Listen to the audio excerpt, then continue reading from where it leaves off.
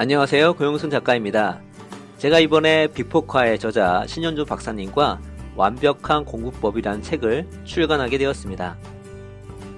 완벽한 공부법은 교육학, 인지심리학, 뇌과학, 행동경제학 등이 밝혀낸 이론을 통해 공부를 과학적으로 접근했을 뿐만 아니라 실제 수천 명의 학생 및 직장인들과의 상담을 통해 축적된 실전적 노하우가 함께 잘 녹여져 있습니다. 공부의 본질에 그 어떤 책보다 가깝게 다가섰으며 실질적으로 도움이 되는 공부법을 종합적으로 제시하고 있다고 자부합니다. 왜 공부를 해야 하는가?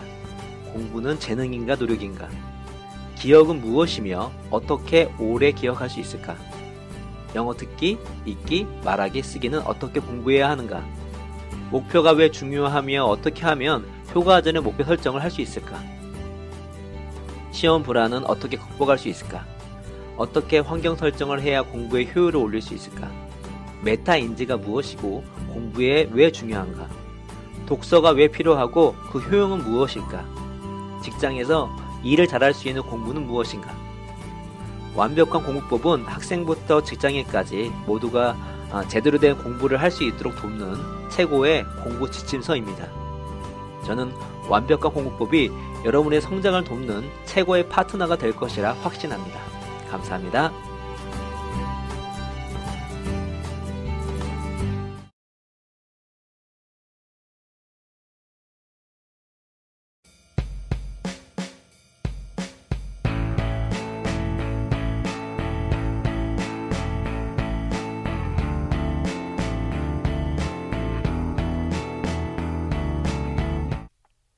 인생 공부 여러분 반갑습니다. 반갑습니다. 드디어 책이 나왔습니다. 박수.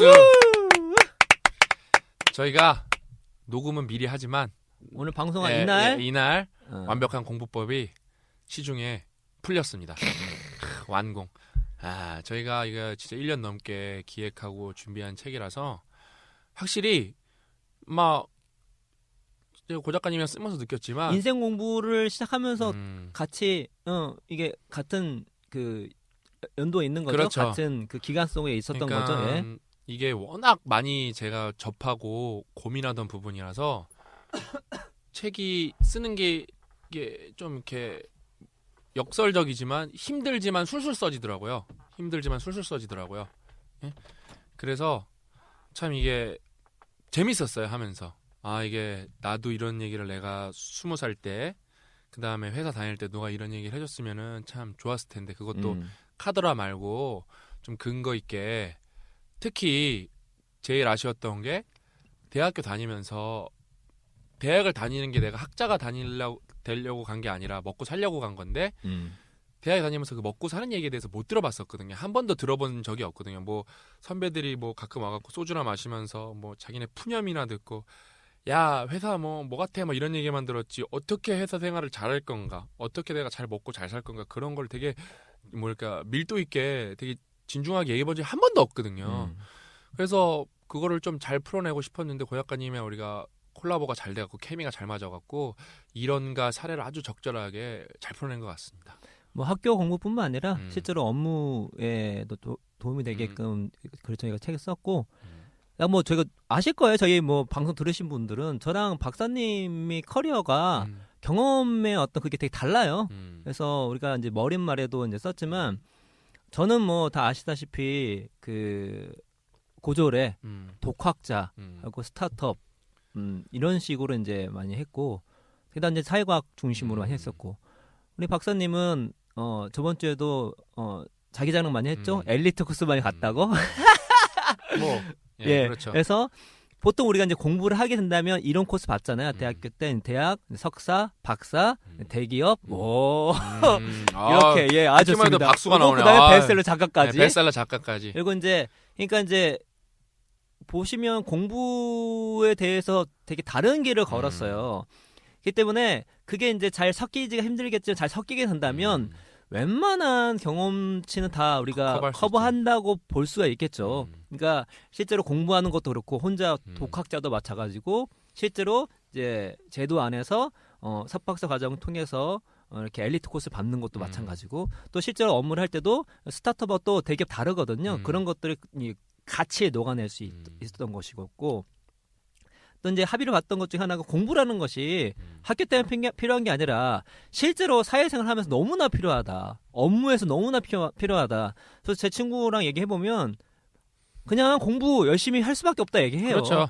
상황도 매우 바뀌기 때문에 얼마나 빨리 정보를 습득하고 그걸 얼마나 거기에 맞게끔 만들어가지고 솔루션을 만들고 그게 매우 중요하기 때문에 그건 공부할 수 있는 능력이 없으면 할 수가 없는 거니까. 제 인생에서 자기 개발이 제일 절정이었던 시기가 그 입사하고 나서 뭔가 이제 어느 정도 미래가 보이니까 내가 목표를 달성하려면은 내가 조금 더 풍요롭게 살고 내가 사회 구성원으로서 기술적으로나 아니면은 이렇게 인간적으로나 기여를 하려면은 공부밖에 없다. 그래서 공부를 좀 많이 했죠. 그래서 아주 뭐 그때가 절정이어서 그때 머리가 제일 많이 트인 것 같아요. 오히려 박사 때는 뭣도 모르고 많이 한 게 있어서 좀 덜 트인 것 같은데 그때 머리 많이 트여서 막 책도 막 이것저것 쓰고 막 단어장들 만들고 막 그랬던 것 같아요. 그래서 다시 또 이제 공부를 열심히 하려고 합니다.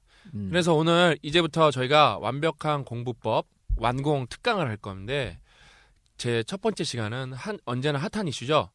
노력이냐 재능이냐. 공부는 예. 노력이냐 재능이냐. 예. 예. 정말 핫한 주제죠. 예. 전 결론부터 말하면 노력입니다. 이제 그러니까 다 헛소리고, 다 헛소리고, 예. 다 아주 뭐라 그럴까 비겁한 변명중들이 많고, 네. 하소연이고 근거가 없어요. 네. 그 뭐 재능을이라고 하는 사람들은 근거가 없어요. 맞습니다. 그래서 뭐 저희가 이론과 사례를 들어가면서 얼마나 노력이 중요한지 오늘 설명해드리겠습니다. 노력장이 부제가 노력은 결코 배신하지 않는답니다. 절대 배신 안 하죠. 예, 그래서 시작할 건데 이 노력 관련해 가지고 되게 그 흥미로운 뉴스가 2014년도에 한번 나타나요. 이게 이제 그 당시 좀 센세이션이 있었고 저도 약간 충격을 받았던 뉴스였어요. 제목이 뭐냐면 노력하면 된다. 1만 시간의 법칙은 틀렸다. 라는 아주 것입니다. 자극적이네요. 예, 그래서 이 말은 노력하면 된다? 이 얘기는 노력하면 안 된다라고 얘기하는 거고 1만 시간의 법칙이 틀렸다. 1만 시간의 법칙은 말콤 글래드웰이 아웃라이어를 통해서 유명해진 것인데 한마디로 1만 시간의 노력을 하게 되면 어느 누구라도 대가나 전문가가 될 수 있다. 라는 이제 그야말로 노력을 대표하는 어떤 법칙처럼 이제 알고 있는 내용입니다. 그게 틀렸다고 나오는 거죠. 기사를 좀 핵심적인 부분 좀 읽어드릴게요. 자, 노력으로 선천적 재능을 따라잡을 수 있을까?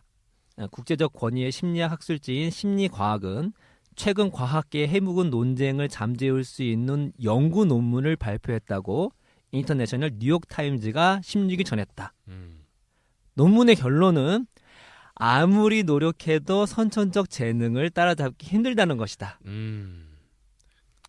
여러분 보세요. 이게 우리 오늘 제목이 노력이냐 재능이냐라는 우리가 이게 잘 모르니까 혹은 되게 이슈니까 그 질문을 던지는 거잖아요. 네. 근데 뉴욕타임즈에서 또 권위 있는 심리과학에 있는 그 논문을 이용해가지고 이렇게 얘기를 했다는 거죠. 논문의 결론은 아무리 노력해도 선천적 재능을 따라잡기 힘들다. 내용을 보면 잭 햄버링 미시간 주립대 교수 연구팀은 노력과 선천적 재능의 관계를 조사한 88개 논문을 대상으로 연구를 진행했다. 근데 메타 연구를 한 거죠. 지금까지 진행된 이 분야 연구 중 가장 광범위한 것이다. 이게 뉴욕타임즈에 나온 데다가 권위 있는 심리과학이 나온 데다가 지금까지 한 연구 중에 가장 광범위하다 그러는 거예요. 얼마나 이게 신빙성이 있겠습니까? 말을 되게 그럴듯하게 하네. 야, 아니 보면은 일반인 입장에서는 이거 보고 뭐 토를 달 수가 없어요. 연구 결과 권위를 되게 먼저 내세요. 더 충격적이에요. 연구 결과 학술 분야에서 노력한 시간이 실력 차이를 결정짓는 비율은 4%에 불과한 것으로 나타났다. 그렇게 뉴욕타임즈가 말해버리면은 예. 논문에 그리고 역시 그럴 줄 알았어. 그러겠죠. 그렇죠. 사람들이. 음악, 스포츠, 체스 등의 분야는 실력의 차이에서 차지한 노력 시간의 비중이 20에서 25%였다. 어떤 분야든 선천적 재능이 없으면 아무리 노력해도 대가가 될 수 있는 확률은 그리 높지 않다는 결론이다 하면서 쭉 나옵니다. 이게 내용 자체도 이게 권위에 짓눌려서 찍소리 못할 건데 심지어 학술이랑은 공부에 가장 관련이 있는 거잖아요. 4%밖에 노력에 시간이 영향을 미치지 않는다 그런 거예요. 심지어 우리 보통 생각할 때 공부 말고 재능이 좀 중요하다 생각하는 것은 음악이나 예체능 계열이라 생각하는데 오히려 공부가 나온 거예요. 그래서 이게 지금 포탈에 나온 게 아니라 보통 포탈에 이런 기사가 나오면 댓글이 되게 많잖아요. 근데 이거는 그냥 자기네 신문사에 나온 건데 그럼 거긴 별로 댓글 별로 없어요. 근데 이건 댓글 되게 많아요. 댓글의 대부분이 뭐냐? 그럴 줄 알았다. 네, 그럴 줄 알았다. 그렇죠. 그럴 줄 알았다. 역시 재능이지. 그게 대부분이었습니다. 봐라, 연구에서 얘기해주지 않냐. 근데 과연 그런가에 대해서 우리가 저희 책에서 같이 썼고 한번 그 얘기를 한번 해보도록 하겠습니다.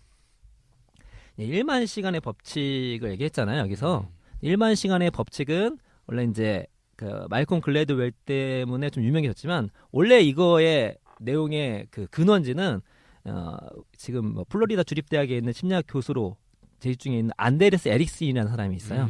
이게 최근에 1만 시간의 재발견이라는 책도 쓰신 그 사람을 얘기하는 겁니다. 아, 이 사람, 그분이에요? 네, 아, 이 다시 사람이. 쓴 거구나. 그래서 그렇죠. 네, 이 사람의 연구를 이제 말콤 글래드웰이 인용을 하면서 1만 시간의 법칙이라고 한 거예요. 그래서 1만 시간의 법칙은 이 안데르스 에릭슨이라는 사람을 통해서 이제 시작되고 있는 것입니다. 그래서 안데르스 에릭슨은 되게 유명한 사람이에요. 뭘로 유명하냐면 대가를 연구하는 대가로 유명합니다.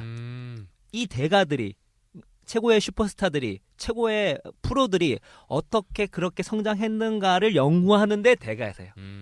거의 독보적 지위에 있는 사람입니다.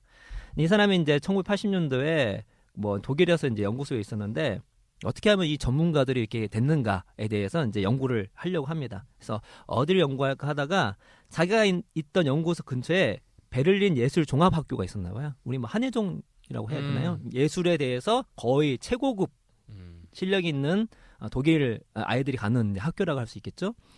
거기 이제 재학생 한 3,600명 정도 되는데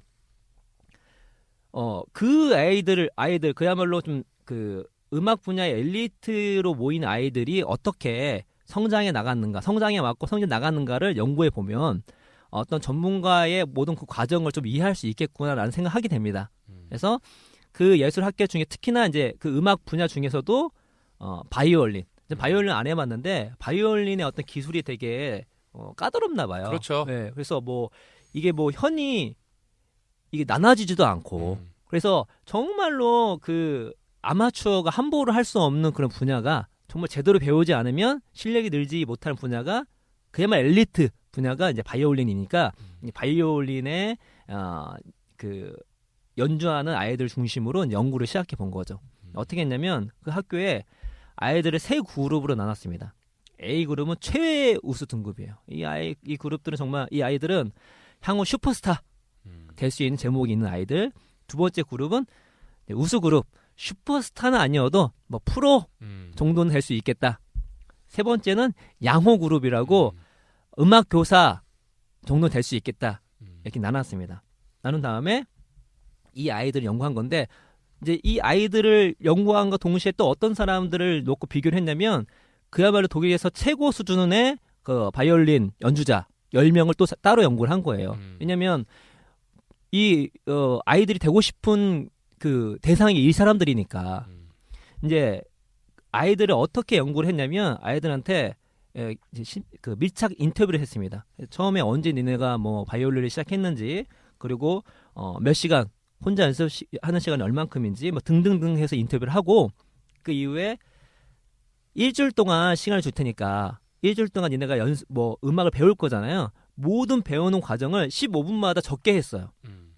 일주일 정도 지나면 이 아이가 어떻게 음악을 그 바이올린 공부하는지 나오겠죠. 그래서 이렇게 심층 인터뷰와 이렇게 15분마다 체크를 하는 그런 자료를 가지고 이제 밀도 있게 연구를 해가지고 과연 왜 어떤 아이들은 최우수 등급 아이들이고 왜 어떤 아이들은 양호 그룹인지 한번 알아보려고 했는데 이 세 그룹 아이들이 대부분 비슷한 얘기를 했어요.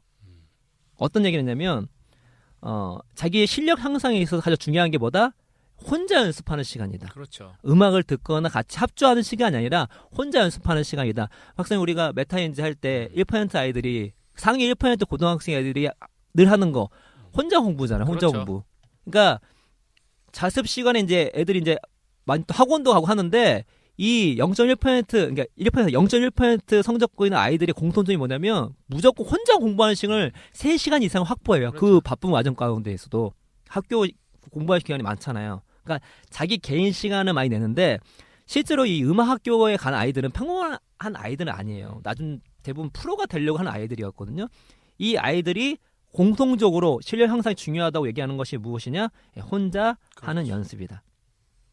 그래서 공부는 우리가 강의도 듣고 여러 가지가 있겠지만 정말 혼자 공부하는 시간이 얼만큼 있느냐가 중요하다는 것을 우리가 유추해 볼 수 그러니까 있겠죠. 좀 비유적인 표현을 쓰면은 여러분이 공부를 하는 거는 재료를 사는 거고, 그러니까 수업을 듣는 거는, 그렇죠. 예. 그다음에 여러분이 혼자 공부하는 거는 요리를 하는 거죠. 음. 그러니까 생식을 하는 분들은 먹을 수도 있겠죠. 어느 정도 재료를 사서 그렇죠. 그렇지. 막 무도 먹고 막 소고기도 뜯고 막 그럴 수도 있겠죠. 나는 생식을 즐긴다 해서 어림도 없죠. 예. 저희 그 책으로 세상 읽기에서 요리 본능 예, 나오죠. 예. 생식을 하면 효율이 너무 엄청나게 떨어집니다. 딸려가지고. 예. 그 음식 효율이 어마하게 네. 떨어집니다. 네. 그래서 요리가 중요한 거예요. 요리를 해야지만 그 영양가의 효율이 어마어마하게 여러분 올라갑니다. 진짜 딱 적절한 표현인 것 같아요. 요리라는 게 지식을 얻었으면은 그거를 내가 요리를 해서 나만의 요리로 소화를 해내야 되는데 그렇죠. 여러분 이제 인강을 듣고 뭐랄까 토론을 하고 그런 거는 그러니까 지식을 얻기만 한 거예요. 재료만 산 거 아니라 요리가 안 된 상태예요. 근데 이제 보통은 그게 다 끝났다고 생각하는 거죠. 그렇죠. 강의 같은 경우는 우리가 이해하지 못하는 네. 걸 이해하기 위해서 이렇게 하는 거니까 나중에 이제 그 메타인지 편에서 또 0.1% 학생들 어떻게 공부하는 것도 한번 우리가 얘기할 건데 아무튼 혼자 공부하는 시간이 가장 중요했다. 그리고 두 번째 뭐가 중요했냐? 잠이 중요한 것 같다. 왜냐면 이 아이들은 정말 그 프로를 지향하는 아이들이기 때문에 매우 좀 혹독하게 훈련하는 편이에요. 그러니까 엄청 피곤하죠. 그렇죠. 진짜. 근데 그만큼 그 효율을 내려고 봤더니 잠을 완전히 줄여서는 안 되겠구나. 적정량을 충분히 이 수면을 취해야지만 이게 지속 가능하다.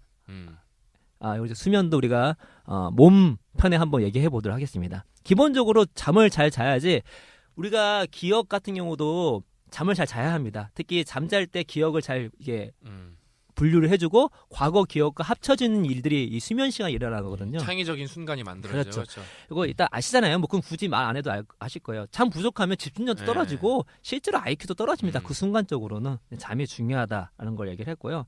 그 다음에 이제 뭐 이런 얘기를 이제 했는데 다른 게 있었어요.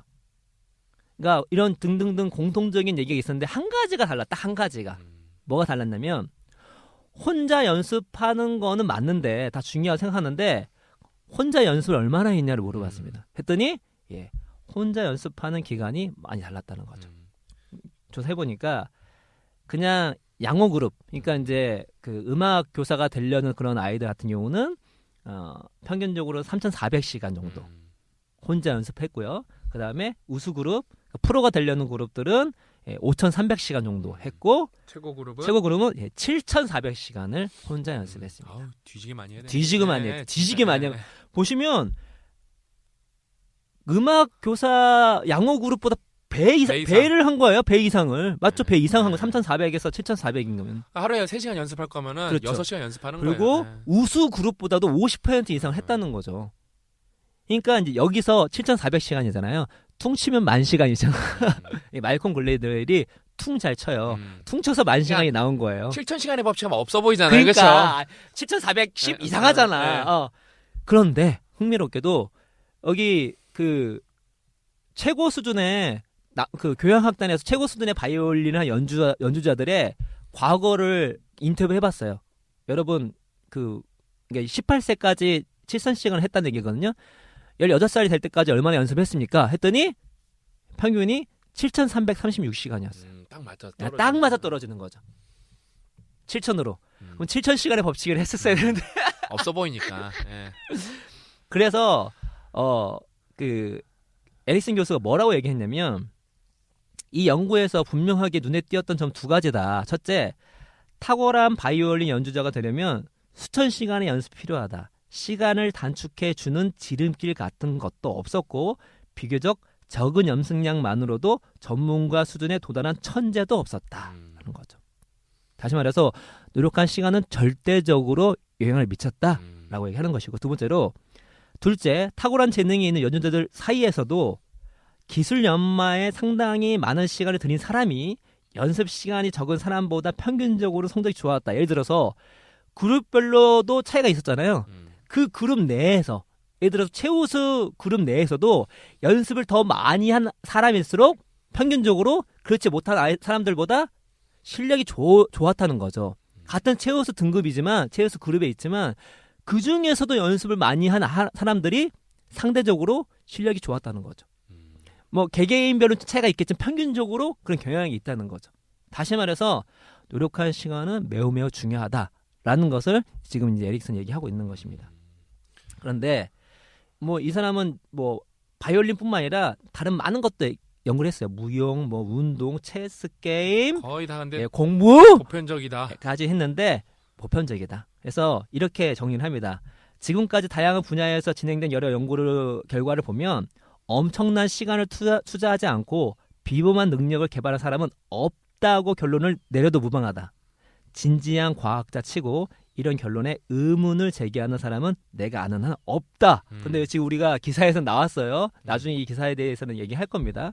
그래서 일단 에릭스 연구의 이제 두 가지 연구 중에 두 가지 핵심 내용 중에 이걸 한 가지를 한 겁니다. 뭐냐면 노력한 시간은 존나게 중요하다라고 얘기를 하고 있는 것입니다. 근데 우리가 이제 이게 노력인가 재능인가라는 이제 각자마다 생각이 있을 거잖아요. 근데 미국에서 그걸 설문조사 해보니까 사람들이 대부분 노력이 중요하다고 얘기하는 거예요. 2배 이상 중요하다고 했다고 합니다.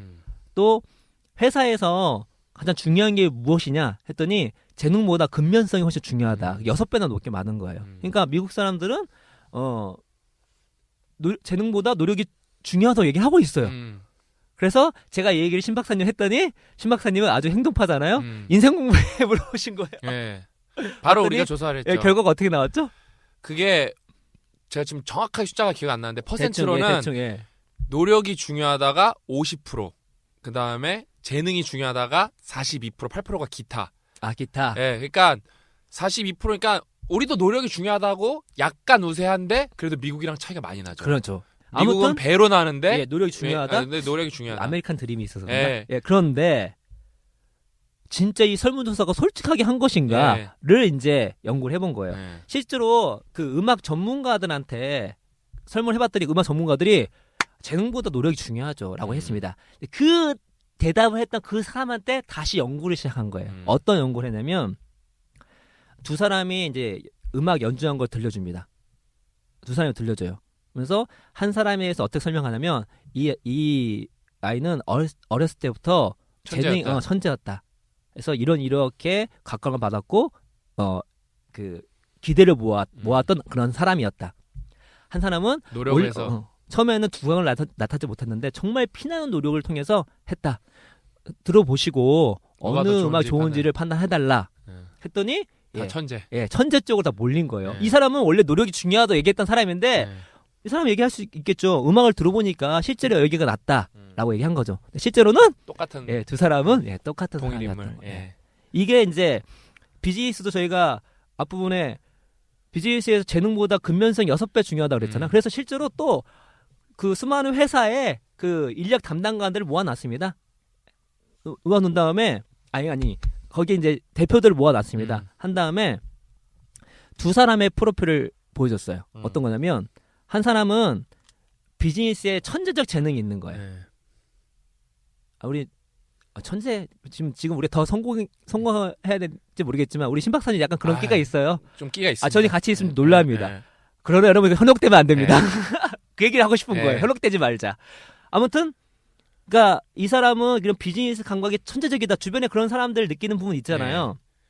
두 번째 사람은 이 사람은 진짜 노력하는 사람이다. 비즈니스를 매우 노력하는 사람이다.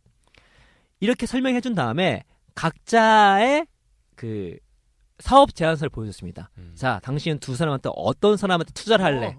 다 천재한테 투자한다. 그렇죠. 그래서 이 노력형인 그 비즈니스맨이 이 천재형을 이기려면은 경험이 4년 더 많아야 되고요. 4만 달러 이상의 그 자본금이 더 있어야 됐어요. 그 정도 돼야지 겨우 얘를 재능을 커버할 수가 있는 거죠. 사람들이 인식이 그렇게 박혀 있으니까. 그러니까 그렇죠? 설문조사 할 때는 우리가 노력이 중요한다고 얘기를 하지만 실제로 실험을 해보니까 많은 사람들이 무의식 속에는 재능을 네, 중요시 여긴다는 거. 근데 그게 우리 댓글에 나온 거예요. 내 그럴 줄 알았다. 라는 것들. 사람들이 그렇게 생각하고 있으니까 무의식 쪽에는. 그리고 그때 신 박사님 얘기했잖아요.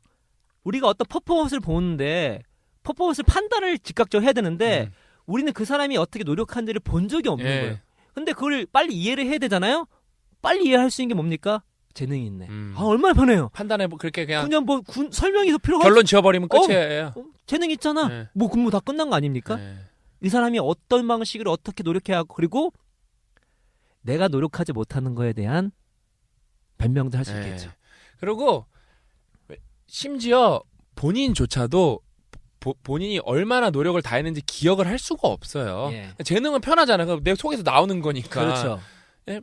그러니까 원래 이 챕터에 그 제가 진짜 얼마나 노력을 열심히 하면은 사람이 얼마나 똑똑해지나 그 에피소드를 하나 낸 게 있거든요. 제가 그 싱가포르 국립대 있을 때 그 아카데미 컨설팅 회사를 차려서 했어요. 과외를 하는 게 아니라 진짜로 멘토링을 해주는 거예요. 돈을 받고 한 거예요. 많이 되게 고액을 받고 했어요. 제가 그 대신 진짜 열심히 했어요. 그러니까 언제나 또 제 정책 중에 하나인 성적이 안 오르거나 뭐 만족을 못하면 전액 환불을 기준으로 열심히 했죠. 그렇게 홈쇼핑이네. 예, 그러니까 전액 환불이에요. 아, 왜냐면 그렇게 해야 모든 프로는 네. 환불할 줄 알아야 네. 돼요. 자기의 상품에 마음에 안 든다. 그럼 다 환불할 수 있어야 돼요. 아무튼 그렇게 해서 했는데 걔 이제 6학년인가 5학년인가 하여튼 초등학교 때 왔는데 애가 엄마가 맨 처음에는 그럼 무슨 멘토링 그런 거 잘 모르시죠. 뭐 컨설팅 이런 거 모르시고 수학 과외나 해달라고 그렇게 오신 거예요.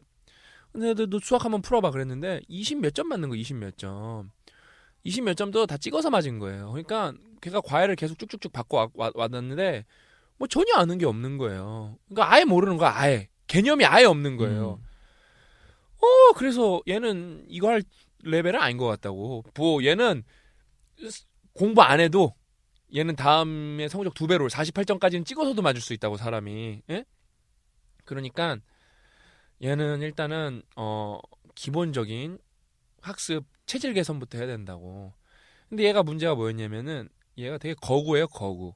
덩치가 엄청 커요. 초등학생인데 키가 169인가 막 그래요. 되게 커요. 몸무게도 막 초등학생인데 70kg 막 이러고 되게 거구예요. 제일 커요. 또래 중에.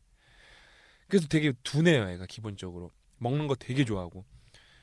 근데 얘가 이제 진짜 이렇게 보니까 옛날 제가 에피소드 때 한번 효찬 얘기 한번 했었어요. 한번 하셨어요. 네. 예. 근데 다시 한번 해드리면은 너무 일단은 얘가 이상한 거예요. 나한테 질문을 하는데 계속 질문을 해요. 선생님, 삼성이 좋아요? 삼성이 큰 회사예요? 현대가 큰 회사예요? 뭐 이런 식으로 물어보는 거예요. 그래서 삼성이 더 커? 그럼 대답하면은 또 바로 물어봐요. 선생님, 뭐 2차 대전은 어쩌고저쩌고 이렇게 또 물어봐요. 근데 좀 몰라갖고 고민하고 있으면 보자. 선생님, 반도체는 뭐예요? 뭐 또 뭐 대답을 하니까 계속 쓰잘데기 없는 질문을 해요. 그게 호기심이 많아서 그런 게 아니라 불안해서 하는 거예요. 불안해서. 집중을 못 해갖고. 소모적인 질문이에요. 다. 전혀 알고 싶지도 않은 거예요. 얘는 일단은 정신 상태부터 개줘야겠다. 그래서 제가 이제 살던 데 옆에 웨스트 코스트 파크라는 공원이 있었어요. 엄청 큰 공원이에요. 네. 진짜 큰 공원이에요. 그래서 거기에 가갖고 아주 뺑뺑이를 엄청 돌렸어 내가 진짜. 응? 좀 이제 좀 더 디테일하게 좀 얍실하게 나도 같이 뛰어야, 예? 나도 같이 뛰어야 좀 걔도 열심히 뛸 거 아니에요. 너무 힘들어서 나는 좀 이렇게 걔는 트랙을 뛰고 나는 트랙 안에서 돌았어요. 그러니까 반 지름을 내가 줄였죠 혼자. 할 수 있어. 효찬이 계속 뛰어 이러면서 효찬이 계속 뛰어 그러면서 계속 뛰는 거예요. 예. 예? 그 다음에 뭐 별거 다 시켜서 PT도 시키고 테니스 공 갖다 놨다가 20m 왕복 달리기도 시키고.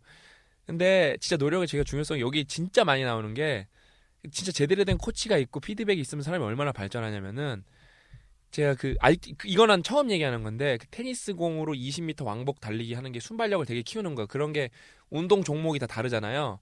배드민턴 선수들은 임팩트가 되게 있어야 돼요. 그 순간 민첩성이 되게 중요하단 말이에요. 탁구 선수 이런 선수들은. 그래서 그 사람들은 이렇게 막 오래 달리기보다 이렇게 짧은 거리를 계속 되게 왔다 갔다 하는 거를 이렇게 터치하면서 많이 하는 걸 해요. 음. 얼마나 많이 하나 그거를. 축구 선수들도 그런 걸 예, 많이 그렇죠. 하고. 예. 축구 선수 이제 뭐 장거리도 많이 해야 되고. 근데 그걸 제가 이제 자 기록을 계속 재는 거예요. 테니스 공을. 자, 막 진짜 그거 하면 걔가 내가 지금 생각해도 숨이 헐떡헐떡거릴 정도인데 자 효찬이 시작 하고 하는 거예요. 이제 효찬이 잘한다 왔다 갔다 해서 딱 끝나면은 이제 20초예요. 너가 여기서 1초만 줄이면은 오늘 훈련은 끝이야. 걔 훈련 너무 끝내고 싶은 거예요. 이악 물고 해요. 내가 그러면서 일부러 좀 빨리 누르고 늦게 눌러요. 시작을 빨리 누르고 해서 이거 봐봐 20.2초 나왔어. 아까워. 또 해야 되네. 또 해야 되네. 그러니까 걔가 엄청 힘든데 기록을 보여주니까 왜냐면은 내가 보면 알거든요. 그래서 또 해갖고 또 20.2초야. 그래서 계속 시키는 거예요 그거를. 그래서 애가 체력이 진짜 급좋아지는 거예요 그거 하다 보니까. 그 다음에 한 5번 한 다음에 19.8초 하나 보여주면서 그때는 이미 체력이 따라서 안 들어오는 타이밍이에요. 안 들어오는 타이밍인데 미리 눌러놓고 기다리는 거예요 내가. 오 효찬이 하이파이브 19.8초 하이파이브 이러면서 오는 거예요. 에? 그 걔가 성취한 쾌감이 막 올라오는 거예요 걔가. 에? 그래서 너무 좋은 거예요. 그래서 걔가 이제 이겨낸 마음에 그렇게 운동을 하니까 얘가 집중력이 진짜 많이 올라왔어요. 일단은 닥치고 뛰어야 되잖아요. 헛소리 할 시간이 없는 거예요. 환경 설정이 그렇게 돼버린 거예요. 그러면서 우리가 막 축구도 하고 야구도 하고 농구도 하고 되게 친해졌어요. 그러면서 이제 되게 유대감이 커졌어요. 그냥 진짜 조선시대나 있을 법한 스승과 제자 사이가 됐어요. 그림자도 밟지 않는 그런 나에 대한 경외심을 갖게 됐어요. 효찬이가. 근데 그 효찬이가 제가 그래서 이제 뭘 했냐. 일단은 공부는 여러분 무조건 절대적 시간이 제일 중요해요. 그 시간을 확보하고 퀄리티는 나중에 따져야 되는데 일단은 걔는 저랑 한계에 있어서 퀄리티는 어느 정도 됐었어요. 왜냐면은 제가 뭘 했었냐면은 걔를 문제를 풀 때 걔는 이미 뭐 체화위권이기 때문에 당장 뭐 95점 100점 맞는 게 중요한 게 아니기 때문에 가르치는 데 솔직히 좀 부담이 없었어요. 뭐 95점이어도 이렇게 했었겠지만 솔직히 뭐 95점 한 애가 과외를 받으러 오진 않죠. 수학을 가르친 다음에 수학 문제 알려주고 자 풀어봐. 그다음에 풀라고 시켜요. 왜 뭘 못 풀겠다는 거야. 왜 못 풀겠어 말해보라는 거야. 네가 왜 못 풀게 할 수 있는지 설명할 때까지 나는 기다려주겠다고. 그러니까 왜 못 푸는지 모르는지 알아야 되는 거예요. 예를 들어 뭐 지금 그때 문제는 생각 안 나지만 뭐 코사인과 사인 어쩌고저쩌고 합을 그랬을 때 뭐 탄젠트 값을 구하셔 이런 게 나왔으면은 코사인이 뭔지 몰라서 못 푸는 건지 그걸 자기가 말해야 되는 거예요. 이 말이 무슨 말인지 모르겠다고. 정확히 말할 수가 있어야 돼요. 그렇게 하면은 그러면 요거에 대해서 찾아봐 너가. 찾아보는 거예요. 그렇게 해서 되게 하나 푸는데 되게 오래 걸렸어요. 슬로우 리딩 같이 슬로우 솔빙 가드로 한 거예요. 그러니까 계속 오래 하는 거예요. 그 개념을 알 때까지. 그렇게 해서 그 퀄리티는 얘는 어느 정도 보장이 된 상황이었어요. 그거를 오랫동안 훈련을 했고 그다음에 이제 좀 시간을 확보를 해야 되기 때문에 이건 이제 책에도 언급한 내용이지만 책에 더 자세하게 적혀 있지만 이제 자 효찬이 선생님 잠깐 여기 좀 갔다 올 테니까 공부하고 있어 하고 딱 나가는 거예요. 그 다음에 나가고 문 뒤에서 매복을 시작하는 거예요. 근데 이제 걔가 이제 공부를 이렇게 할 거 아니에요? 이제 내가 없으니까 5분 있어야 올 줄 알았는데 30분이 돼서 안 오니까 이제 뭐 좀 심심하니까 이제 핸드폰도 이렇게 꺼내 보는 거예요. 그 핸드폰 꺼낼 때 내가 진짜 마약 밀매반 단속하듯이 진짜 뉴욕 PD에 NIPD 진짜 들이닥치듯이 이놈의 새끼 너 선생님이 너 공부하고 있느라 쓰라는데 이놈의 새끼 너 일로 와. 손목 꺾으면서 내가 너 누가 스마트폰 쓰라 그랬어. 너 선생님이 만나기 싫어? 잘못했다고. 완전 그러니까 어안이 벙벙할 정도로 내가 뭐라 그랬어요. 너 한 번만 선생님만 안 들으면은 이제 선생님이랑 운동하는 것도 없고 농구하는 것도 없고 축구하는 것도 없고 그냥 안 보면 된다고 선생님 너는 조금만 버티면은 최고가 될 수가 있는데 너가 이 약간을 못 참아갖고 너는 최고를 포기하게 된다고. 너 최고가 되고 싶지 않아? 이제 그 저랑 이제 1년 이상 했기 때문에 그 최고에 대한 욕망이 되게 높아졌어요. 얘가 하고 싶다고. 다음에 지켜보겠어. 그냥 또 갔어요. 또 이제 한 2주 있다가 또 시험에 들게 하는 거예요. 선생님 나갔다 올게. 또 나가. 근데 얘가 진짜 안 보더라고요. 스마트폰을. 근데 이제 1시간 반 됐나 2시간 됐나 제가 정확한 시간 안 나는데 되게 오래됐어요. 되게 오래됐는데 얘가 이제 그때 스마트폰을 꺼내더라고. 내가 쪼그리고 앉아갖고 저야말로 그때 숨어서 스마트폰 엄청 하고 있었거든요. 그러면서 탁 내가 걔 순간을 또 덮치면서 너 일로 와. 너 이놈 자식 너 일로 와. 어? 너 지난번 선생님이 약속했어 안 했어? 누가 이 자식아 공부 시간에 스마트폰 보래? 어? 제가 그랬어요. 그러니까 얘가 아니 공부 끝났는데 공부 시간 끝났는데 선생님 안 하고 전화하려고 그랬다 그러는 거예요. 그러네 공부 시간 끝났네 그랬는데 내가 거기서 질 뻔했는데 내가 거기서 이 깎게 물고 누가 공부 끝난대? 어? 누가 공부 끝났는데 네 맘대로 공부 끝내? 어? 너 임마 공부하기로 했으면 공부만 하는 거야 하늘이 쪼개줘도 어? 너 선생님 약속한 거 잊었어? 너 그렇게 누구나 개나 소나 에이스가 될 수 있을 것 같아? 너 에이스 되기 싫어?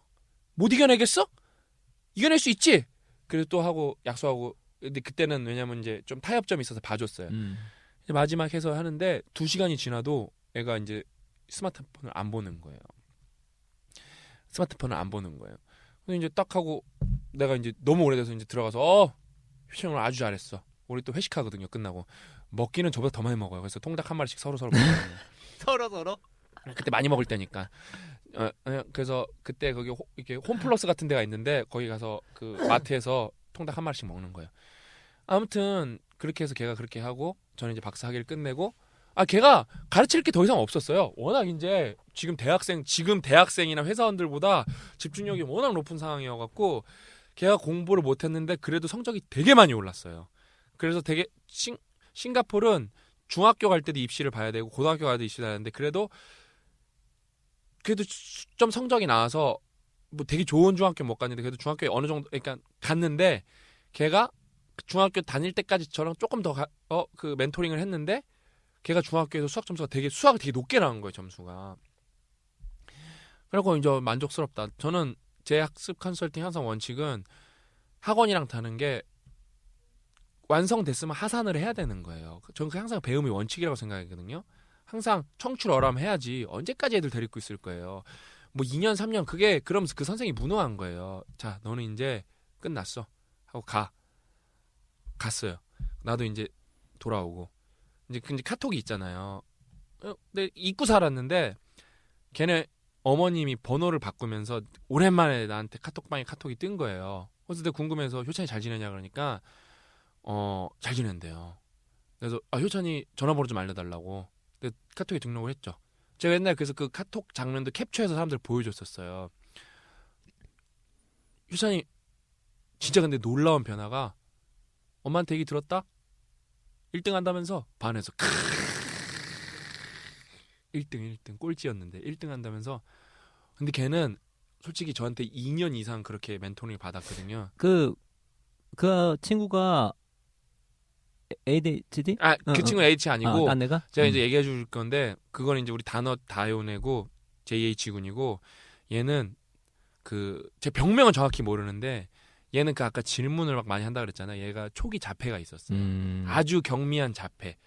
그래서 만약에 부모가 조금 겁을 먹었으면은 특수학교에 보내야 될 정도의 병이 있었어요. 사실. 근데 부모가 그걸 저한테 감췄던 거예요. 그거를 나중에 제가 언제 알았냐면은 얘네 할머니가 서울에서 싱가포르 놀러 왔는데 얘가 번듯해진 거예요. 얘가. 그 병도 그 진단도 받았던 애인데 그러니까 엄마 할머니가 막 엉엉 울었대요. 막 걔네 엄마도 막 저한테 막 엉엉 울면서 얘기하는 거. 나도 이렇게 막 눈물이 나더라고요 그 당시에. 그래서 내가 더 애착을 갖고 했는데 와 얘가 너무 어른스러워진 거예요. 그 카톡 보면은 제가 거기서 또 뭐라고 말했냐면은 1등 하는 게 중요한 게 아니라 항상 최선을 다하는 게 중요한 거다. 중학생한테 고등학생인가? 근데 하여튼 예 알겠습니다. 그러면서 내가 얘네 엄마랑 또 얘기를 해봤는데 애가 뭐 자기 진로를 벌써 다 결정했다는 거예요. 고등학생이 이렇게 해서 뭐 일반 대학보다는 거기는 이제 뭐라 그러더라 폴리텍이라 그래갖고 우리나라도 폴리텍이 있거든요. 네, 맞아요. 기술대학이 그게 되게 잘 돼 있어. 싱가포르 1등이에요. wen만하게 어설프게 대학 가는 것보다 기술대학 가는 게 연봉이 더 세요. 거기는 자기는 이런 쪽으로 해양 선박 쪽으로 가고 싶다고 고등학생이 진로를 다 정해놓은 거예요. 내가 그래서 이거 좀 문제가 너무 의젓해져 갖고 그때는 너무 결정해도 안 된다고 가능성을 넓게 뭐 이것저것 다 하면서 교양을 좀 쌓고 그래야 되는데 너무 이렇게 섣부르게 판단하는 것 같다고 오히려 제가 너무 애가 의젓해진 거예요. 애가답지 않게. 근데 문제 충격적인 거예요. 충격적인 게 얘가 1등을 한 거예요. 1등을. 그 수학 21점 맞고 찍어서 2개 맞다가 그냥 수학 과외를 하나 했으면 수학만 1등을 했겠죠. 근데 반에서 1등을 전 과목을 평균 1등을 한 거예요. 반장도 하고. 그러니까 신 박사님이 있으면서 공부를 이제 끊임없이 할 수 있는 자제력 그런 그렇죠. 것들을 키워 나갔던 거죠. 네. 자제력이죠. 셀프 디스플린. 그래서 그러니까 내가 버틸 수 있는 힘을 키운 거죠. 진짜 그거를 키웠기 때문에 어떤 컨텐츠를 거기다 꽂아도 얘는 그게 확보가 돼 있기 때문에 집중할 수 있는 힘이랑 엉덩이로 공부할 수 있는 앉아있는 힘이 확보가 됐기 때문에 공부를 할 수 있는 거죠. 그 제가 누누이 말했지만 뭐 효찬이뿐만 아니라 여기 듣고 있는 분들도 많잖아요. 저한테 1등 했다고 한 친구들이 10명이 넘어요. 예? 여기 저를 알게 된 다음부터 공부하고 뭐 강의 듣고 해서 과 1등 한 친구들이 되게 많거든요. 막 4.5 받고 막 통지표 보내주고 그러니까 뭐 독후감 대회 뭐 은상 받았다 그러고 많아요 뭐 친구들이. 근데 다 차이가 뭐냐? 공부 시간이 절대적으로 부족해요.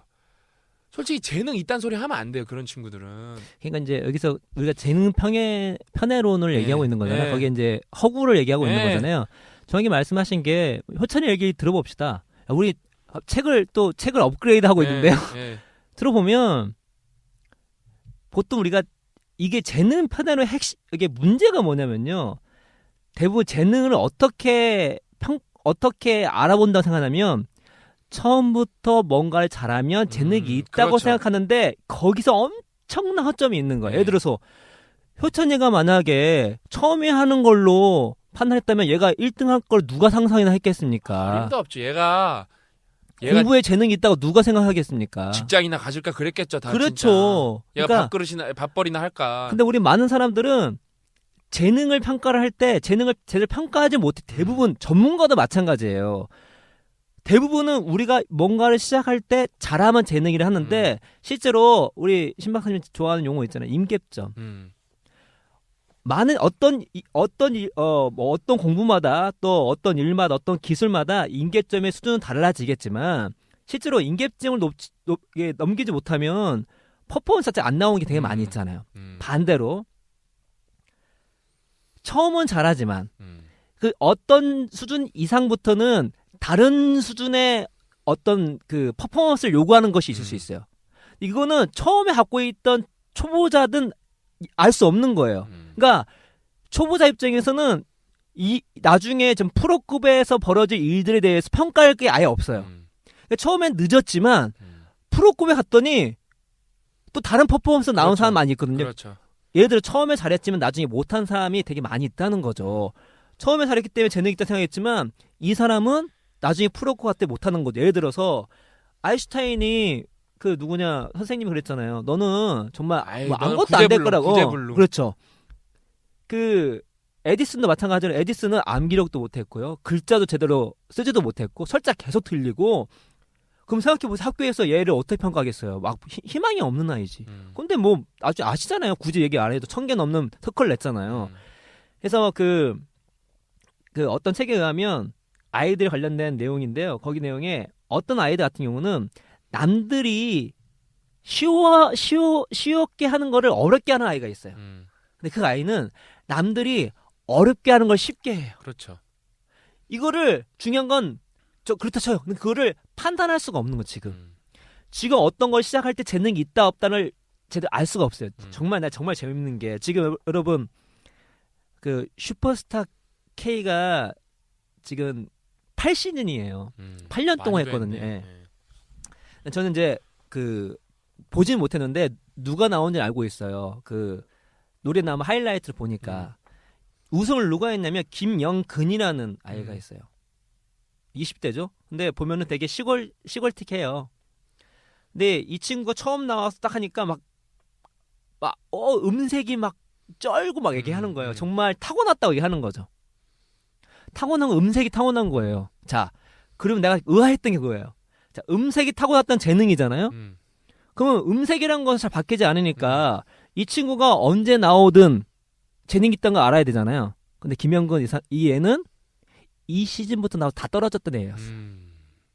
다 2시즌, 3시즌, 4시즌, 5시즌, 6시즌, 7시즌 다 떨어졌어요. 갈고 닦아서 다시 나와서. 그럼 음색이 다 변해요. 음색은 재능이라면서요. 그게 어떻게 변해요? 그렇죠.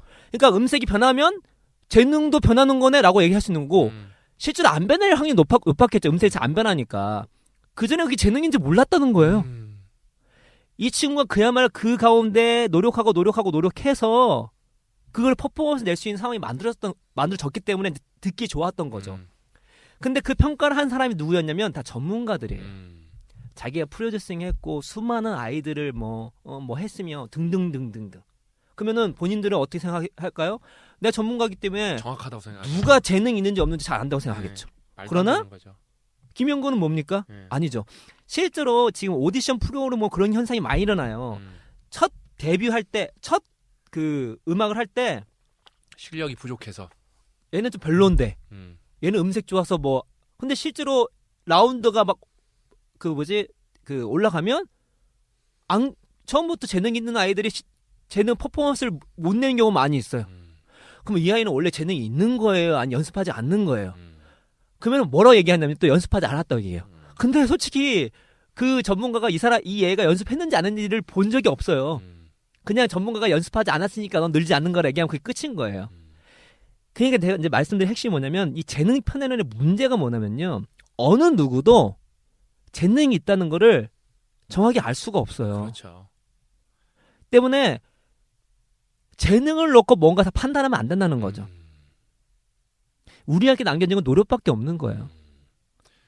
그리고 재능은 정말로 나의 이 현실을 벗어날 수 있는 회피할 수 있는 좋은 변명거리거든요.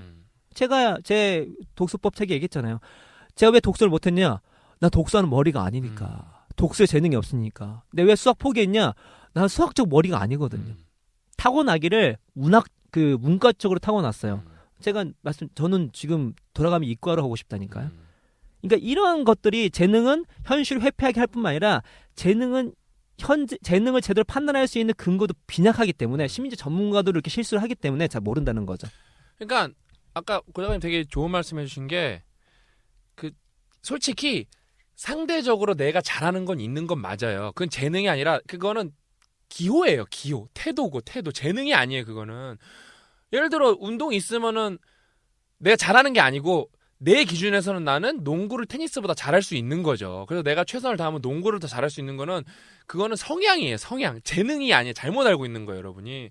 근데 문제가 뭐냐면은 그 승자의 저주에 빠지는 거예요. 내가 처음에 잘했기 때문에 이게 내 재능인 줄 알고 글로 갔다가 망한 사람이 되게 많죠. 많아요. 네, 많죠. 맞아요. 그게 그 중에 대표적인 사람이 우리 누나. 미술을 잘해서 간 거예요. 근데 아무것도 안 됐어요. 결국에는 미대를 나왔는데 전혀 그걸로 밥도 벌어먹고 살아본 적이 없어요. 우리는 싱가포르에서 결국 돈 번 거는 차 딜러로 벌었단 말이에요. 그럴 줄 알았으면 대학을 안 다녔죠. 만약에 그걸 알았더라면은. 맞죠? 대학을 다닐 이유가 없죠. 그 돈 다 아껴놨다가 삼성전자 주식에 박아놨으면 3배 됐을 텐데 그 당시에. 맞잖아요. 근데 오히려 재능이라고 착각했던 거기 때문에 아무것도 안 된 거예요. 진짜. 아마 그럴 거예요. 이제 제 책에서 썼지만 지금의 저 과거를 아예 모르는 분들 저를 만나서 저 책 이제 왜 나오면 8권이죠? 8권 썼고 1년에 200권 이상 책이 있습니다. 그러면은 당연하게 이제 전 부모공부 썼으니까 엄마들이 당연히 저거 어렸을 때부터 독서를 되게 열심히 한지 알아요. 또 30살 때부터 그렇죠. 30살부터 했는데. 3학년 때부터 했는데. 그리고 그렇죠. 글쓰기와 독서에 재능이 있다 생각하시는 거죠. 재능이 있었으면 제가 초등학교 때 네. 중학교 때 책 끼고 살았겠죠. 하나 얘기해드리면은 제가 요즘에 재능이 한번 터졌어요. 제가 원래 제일 싫어하는 게 글쓰기예요. 글쓰기. 저는 글쓰기를 제일 싫어해요. 살면서. 근데 이게 책을 같이 쓴다는 게 고 작가님이랑 저랑 손 잡고 분신사바 오디세이 구라세이 이렇게 둘이서 같이 쓰는 게 아니라 구라세이 구라세이도 뭐야? 그 있잖아요. 그 옛날에 그 귀신 부르는 거 있어요. 둘이서 펜 잡고 뭐 구라세이 그런 거 있어요. 그런 게 아니라 각각의 파트가 정해진 게 있어요. 그 어사이먼트가 있는데 원래대로라면은 머릿말을 고 작가님이 써야 돼요. 왜냐면 고 작가님이 이 책의 70% 60% 이상 51% 이상을 고 작가님이 주로 썼기 때문에. 맞아. 네. 근데 이걸 머릿말을 제가 썼어요. 근데 이 내가 머릿말을 쓰면서 제가 요즘에 책을 많이 읽고 글을 많이 썼단 말이에요. 그러니까 제 옛날에 페이스북 3년 전 포스팅 보면 이거 완전 초등학생 글이거든요. 근데 내가 이 3년 만에 글이 이렇게 많이 늘 수가 있을 정도로 제가 말씀드리면 네, 진짜로 이게 딱 좋은 예네. 이게 저는 이제 작가기 비하인드 스토리 때문에 말이네. 저는 이제 글을 이제 많이 쓰죠. 네, 저보다 훨씬 많이 쓰셨죠. 10배 이상. 신 박사님 이제 글 쓸 때 처음에 좀 힘들어하셨어요. 네, 머릿말 네, 말고도 네. 처음 힘들어하셨는데 한번 이제 과정 속에서 뭔가 포인트를 잡아가지고 많이 쓰셨고 뒷부분을 그래도 제가 이제 책을 잘 제가 왁구를 맞춰야 되기 때문에 저는 이제 왁구 맞추면서 머릿말도 제가 써야 되겠다 생각이 들었죠. 전체 이제 왁구를 제가 맞추고 그렇죠. 있으니까. 근데 제가 지휘자였으니까. 제가 이걸 하면서 도저히 머리에 여분이 안 나오는 거예요. 여기 너무 플러스 풀가동하고 머릿말이 되게 중요하기 때문에 시간도 안 나오고 뭐 에너지도 없고 뭐 그래서 아무것도 내가 없죠. 신박사님한테 토스를 한 거예요. 네. 그래서 난 이제 요 정도로 생각하고 있는데 신박사님 머리빨 좀 써봐라고. 네, 나 지금 네. 요거 해야 된다고. 네. 요데 시간도 정해졌고 시간이 정해져 있으니까. 중간에 죽겠다고 얘기하는 네, 거예요. 네. 근데 딱 나왔는데 제가 좀 감동 먹었어요. 네. 여러분 이제 책 머리만 보시면 이제 앞부분은 신박사님이 쓰셨고 이제 뒷부분 제가 썼는데 제가 생각하는 걸 다 제가 생각하는 거 다 썼을 뿐만 아니라 제가 쓰지 못한 부분까지 쓰신 거예요. 그래서 제가 깜짝 놀랐어요. 네, 이런 어휘선정이며 이 맛깔나게 그 라임 드립이며 그렇죠. 자기 자랑 나온다. 그게 아니라 왜 제가 자기 자랑하냐면은 너무 써놓고 잘 쓴 것 같은 거 내가 볼 때. 근데 이제 고작 이거 이제 비하인드 스토리니까 말씀드린 건데 그냥 신 박사의 통찰은 생각보다 빨리 썼어요. 이 머릿말은 워낙 중요하기 때문에 책의 얼굴이기 때문에 대충 쓸 수가 없는 그렇죠. 거예요. 예. 우리 장모님이 그때 같이 계셨는데 저랑 제가 한 줄 쓰고 바닥에 틀어놓고 한 줄 쓰고 그러니까 책을 한 줄 쓰고 너무 고통스러운 거예요.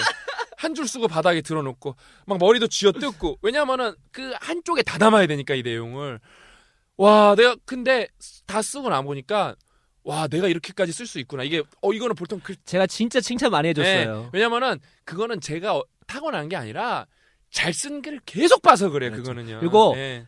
이거죠. 지금까지 글 쓸 때 노력했겠지만 생각해 보세요. 지금 그때 머릿말 쓸 만큼 고민한 적이 있나? 그렇죠. 고민을 우리 장모님이 증인이니까 한 줄 쓰고 나는 책을 그렇게 써본 적이 없어요. 나름 제가 뭐 맞춤법도 잘 모르고 문장이 유리한 것도 아니지만 저는 쓰면 되게 빨리 써요. 저는 그 애기 누워놓고 그 여러분들이 장문 보는 거 다 스마트폰으로도 되게 빨리 쓰거든요.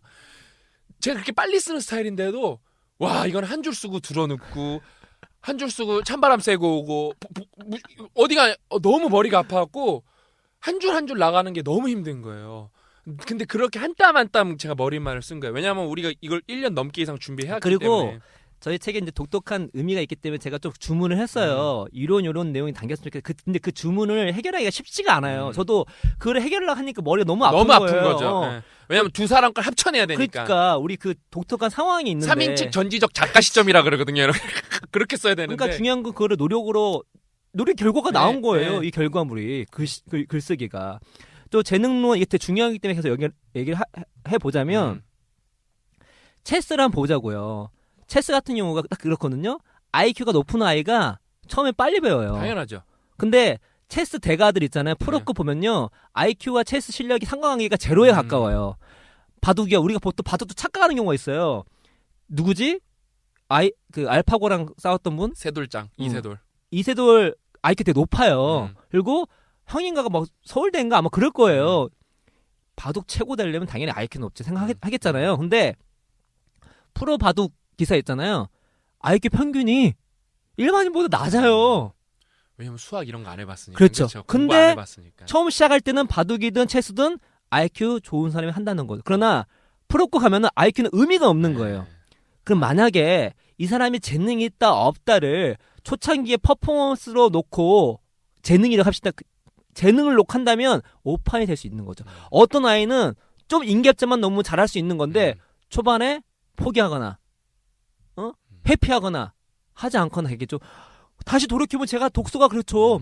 제 독서 하는 게 처음에 당연히 안 됐으니까 포기한 거죠. 내 독서는 머리가 아니니까. 지금 독서가 그냥 내 삶의 일부인데 만약에 그걸 계속 제가 그거를 정말 운이 좋았다고 볼 수 있겠죠. 그런 운의 경험이 없었다면 저는 지금도 나 독서하는 머리가 아니야 하고 이러고 그렇죠. 얘기하고 다녔을 거예요. 그 바둑도 좋은 게 솔직히 제가 저희 아버지보다 공부를 박사까지 했잖아요. 훨씬 많이 했기 때문에 네. 당연히 뭐래도 제가 독해력도 높고 뭐든지 더 잘할 거란 말이에요. 공부를 하면은. 근데 저는 어렸을 때 바둑을 기원에서 몇 달 배웠어요. 어렸을 때. 네. 그래서 저는 그 공식 그러니까 포뮬러를 알고 있기 때문에 잘 두는 거지 제가 잘해서 두는 건 아니에요. 근데 제가 좀 공부를 했거든요. 나중에 성인이 돼서 잘 두는 사람 거 두고 했는데 아주 좋은 예가 뭐냐면은 제가 한창 잘 둘 때 1급, 2급까지 뒀어요. 근데 저희 아버지가 아마 9단이에요. 잽도 안 돼. 진짜 제가 우리 아버지 진짜 공부하는 거 본 적도 근데 우리 아버지가 왜 잘 두냐? 우리 아버지는 옛날에 진짜 주말에 왔으면은 그 바둑 테레비만 하루에 3-4시간씩 봤단 말이에요. 바둑 그 프로 기사들 두는 것만. 공부량이 그 바둑 갖고는 잽도 안 되는 거예요. 그렇죠. 저랑 진짜요. 그래서 어림도 없어요. 아직도 아버지랑 맞아요. 두면은. 네. 와 진짜 제가 질 것 같으면 아버지 부르거든요. 일로 와서 이거 좀 더 보라고 아버지가. 근데 그런 적 되게 많아요. 대리기사네. 네, 그러니까 진짜 이게 와 잽도 안 되는 거예요. 우리 아버지 진짜 그걸 오래. 그 다음에 보통 바둑 못 두는 사람들 특징이 그냥 계속 두기만 하거든요. 그냥 제대로 안 해. 그 1만 시간인데 제대로 안 한 1만 시간이에요. 근데 우리 아버지는 어떻게 했어요? 자기가 두는 거보다 남의 잘 둔 바둑을 보는 게 더 많아요. 스타랑 똑같잖아요. 맞아요. 네. 리플레이 파일 봐야 되잖아요. 봐야 그렇죠? 되죠. 프로 하는 거 네, 봐야 되죠. 빌드워드 순서를 그대로 따라야 되잖아요. 그렇죠. 진짜. 왜냐면 걔네가 그 시행착오를 거쳐서 최적화를 만들어 놓은 지금 거잖아요. 롤 하신 분도 아실 거예요. 롤 그 BJ 뭐 챌린저나 그 급 있는 사람들 설명 잘 듣고 그대로 행동만 하더라도 하이 그룹은 양악할 수 있어요. 그렇죠. 피지컬은 똑같은데 방법론만 딱 배우고 그 그렇죠. 노하우만 배워도 그냥 할 수 있는 거거든요. 그만큼 공부를 하는 거거든요. 그냥 하는 것과 그 고수들 했던 거 방법들 내가 적용해 보면서 하는 거는 천차만별 차이가 나는 거니까. 그러니까 참 그게 보면서 또 IQ 얘기 나왔으니까 네. 해보죠. 그 멘사회원에 들어가는 게 더 영광스럽습니까? 아니면 노벨상 타는 게 더 영광스럽습니까? 당연히 노벨상이죠. 멘사는 그냥 견우 개나 소나 갈 수 있는 그렇죠. 게 멘사예요. 예. 그래요? 예. 하여튼 IQ가 130이면 왜냐면 그거를 공부를 하면 그렇죠. 돼요. 그 그 제가 IQ 말씀이 테스트를 공부를 하면 그겁니다. 돼요. IQ가 최소 132 이상이 돼야 멘사 회원이 됩니다. 그런데 실제로 노벨상 받은 많은 사람들이 멘사에 들어갈 수가 없을 정도의 IQ들이에요. 예를 들어서 윌리엄 쇼클리 트랜지스터 발명하신 분이죠? 야, 얼마나 대단하신 분이에요? 우리 진짜 아니, 윌리엄 쇼클리가 없으면은 여러분이 지금 이 방송을 들을 수가 없어요. 왜냐면 스마트폰으로 듣고 있기 때문에 그렇죠. 트랜지스터란 거 없기 때문에 여러분이 방송을 들을 수가 없어요. IQ가 125입니다. 예. 심지어 아무튼 천재 유전학 한 사람이 천재들을 뽑았을 때 탈락한 사람이었어요. 그리고 제임스 왓슨 이중 DNA 이중 나성 구조. 이 사람은 124고요. 우리가 천재라고 얘기하는 파인만 있잖아요. 파인만은 물리학계 지금 살아있는 천재라고 하거든요. 근데 천재치고는 IQ가 낮아요. 124예요. 그래서 연구를 해봤더니 이런 박사가 되기까지는 110. 이면 충분해요. 110이면 된다. 110까지는 필요하다. 예. 근데 110이 넘어가면 이 과학자가 내는 퍼포먼스와 IQ는 상관관계가 아예 없는 거예요. 제가 110 안 될 거예요. 근데 저 좀 그래서 힘들긴 나한테 힘들었네. 110 좀 높다고 그랬는데 그러니까 110 높다고 썼는데 내가. 아니 뭐 110 근처예요. 그럴 거예요. 맞아. 뭐예요. 하여튼 뭐 120 이런 거는 절대 안 넘어요. 저는 IQ가 절대 높지 않아요. 저는. 근데 저는 솔직히 그거 갖고 한 번도 부끄러운 적이 없는 게 우리가 2주 3주 전에 그냥 이 말씀 드렸을 거예요. 근데 왜 110이냐도 문제인 거죠. 원래 IQ가 110이어야지만 박사 되는 것인가? 네. 그게 아니라 박사가 되는 모든 과정은 똑똑해지는 거예요. 예. 실제로 IQ 시험하고 비슷한 게 많이 있어요. 다른 뭐 농구하는 거나 뭐 그런 거 아니잖아요. 알고리즘 이런 것도 공부하고 그렇죠. 그러다 보면은 이거를 박사까지 했으면 몇 년을 공부한 거예요. 맞아요. 그러면은 IQ 시험을 더 잘 볼 수밖에 없는 거예요. 그러니까 박사까지 노력을 통해서 이룬 사람들은 반대로 110 이하가 나오기가 힘들어요. 그 정도 공부를 했기 때문에 당연히 IQ가 변하니까. IQ는 유전 기여도가 50%거든요. 좀 더 디테일하게 얘기하면 유전 기여도라기보다 유전 개수예요. 그게 이제 과학적 복잡해요. 쌍둥이의 차이점을 나타내는 건데 우리가 이해하기로는 기여도 50%를 이해하시면 되는데 그 얘기 뭡니까? 50%를 바꿀 수 있다는 거예요. 근데 실제로 많은 사람들이 평균적으로는 20대 이후부터는 비슷해요. IQ가. 근데 이거를 그중에 반을 보면은 IQ가 평균이 비슷한 거지 왔다 갔다 하거든요. 대부분 나머지 반도 변하지 않긴 하는데 이 변하지 않는 사람을 보면요. 우리가 생활을 해보면 성인이 되고 나서부터 특별히 무슨 공부를 하거나 더 뭔가 머리를 쓰거나 그런 사람이 되게 드물어요. 그러니까 환경이 바뀌진 않아요. 뭔가 하드하게 뭔가 공부하는 사람 드물다는 거죠. 그러니까 변하지가 않는 거예요. 그러나 나머지 반은 뭔가 여러 가지가 하니까 IQ가 왔다 갔다 한다는 거죠. 또 IQ가 변할 수 있는 거예요. 쟤는 또 좋은 얘기가 있는데 책에 없는 얘기들 위주로 좀 해드리면은 네. 솔직히 저는 지금 제가 저 본인이 우리나라 그 출판 마케팅에서 상위 0.1%의 기술을 갖고 있다고 믿고 있거든요. 뭐 제 주변 사람들 다 인정을 하고. 그러니까 근데 그럼 사람들이 오 역시 그럼 그럴 거 아니에요. 그 역시 아까 고 작가님 처음 말씀하셨듯이 신 박사님은 그 역시 비즈니스에 재능이 있구나. 그게 미친 소리예요. 왜냐하면은 그렇죠.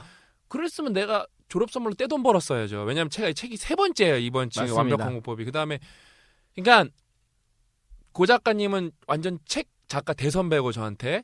그러니까 우리가 맨날 제가 그 빅보카 나오기 전에 고 작가님 왜냐면 저보다 한참 선배시니까 저는 고 작가님한테 전적으로 의존했단 말이에요. 나보다 아는 것도 훨씬 많고 책도 훨씬 많이 읽었고 그래서 고 작가님 맨날 그러니까 왜냐면 우리도 이거 먹고 살아야 되고 생계니까 우리 딸내미 유치원도 보내야 되고 해야 되니까 영준아 우리가 종합 20위 안에만 들어가면은 할 수 있어. 근데 우리가 빅보컬 하면서 뭔가 우리가 몰랐던 부분을 되게 많이 알게 됐어요. 그 마케팅을 하면서 우리는 항상 공부를 하니까 고 작가님이랑 저랑 맨날 모여서 공부를 했거든요. 고 작가님도 부모 공부란 책을 그때 또 비슷한 시기에 내갖고 그러니까 저랑 고 작가님이랑 둘 다 뭐 1등도 해보고 2등도 해보고 그런 거예요. 종합. 그러니까 이게 정말 이게 막 진짜 이게 이렇게 막 암실에서 이렇게 구멍으로 이렇게 빛만 보다가 그 암실이 완전 다 불이 켜지는 느낌인 거예요. 불과 2달 전까지만 그러니까 8월이니까 4달 전까지만 해도 우리가 전혀 모르던 기술들을 시행착오를 통해서 다 마스터했어요. 그래서 지금 솔직히 저는 출판 관계자한테 연락을 되게 많이 받아요. 비법 좀 알려달라고. 그건 우리가 단 트라이 앤 에러로 알아낸 거예요. 그렇죠. 그거를요. 예. 전혀 재능도 아니고 전혀 우리가 헛다리 짚고 있는 것도 되게 많았어요. 불과 6개월 전까지. 우리 연초 1열에는 지금 돌이켜보니까 미친 짓을 되게 많이 했어요. 많이 했죠. 완전 쓰잘데기 없는 출판 관련 쓰잘데기 없는 짓을 너무 많이 했어요. 근데 우리가 또 뭘 느끼냐? 이제 우리가 한 단계 높여졌기 때문에 또 우리가 모르는 걸 발견할 수도 있는 거거든요. 그냥 누가 보면은 역시 저쪽으로 촉이 발달했구나 이런 게 아니라 전혀 몰랐다니까요. 마케팅에서. 전혀 몰랐던 거예요, 우리가. 그래서 고 작가님 이게 우리가 다른 마케팅에서도 이게 통하나 그래서 저희가 다른 아이템도 나중에 해볼 거예요. 그럼 이게 안 통할 수도 있는 거죠. 그럼 다시 초보자 레벨로 내려가는 거예요, 그 분야에서는. 그러니까 남다른 비즈니스 마케팅을 알았다는 건 창의성이 있는 거잖아요. 저희가 창의성 파트 제목이 뭐냐면 창의성은 지능이 아니라 태도다. 이게 이제 부제목입니다. 이게 우리 보세요. 이게 태도예요. 열심히. 그냥 계속 그러니까 트라이하고 그다음에 실패가 있으면 왜 실패했는지를 가늠해보고 다시 다른 방법 트라이해보고 뭔가 더 답 나오면 수정해서 또 트라이해보고 더 좋은 게 뭔지 계속 그걸 그다음에 업그레이드 해가지고 나온 것이 이거니까. 진짜 제가 그러니까 심지어 인생 공부 페이지가 되게 그 성장 속도로는 거의 1등급으로 빨리 크는데 그 중에 3개 정도는 실수 때문에 그렇게 큰 게 있어요. 그렇죠. 실수 때문에. 예. 그러니까 실수 안 했으면 그렇게 빨리 못 컸던 거예요.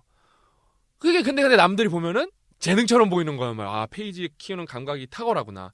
실수였다니까요. 근데 이 실수 때문에 개발된 게 너무너무 많아요. 그 이제 뭐더라?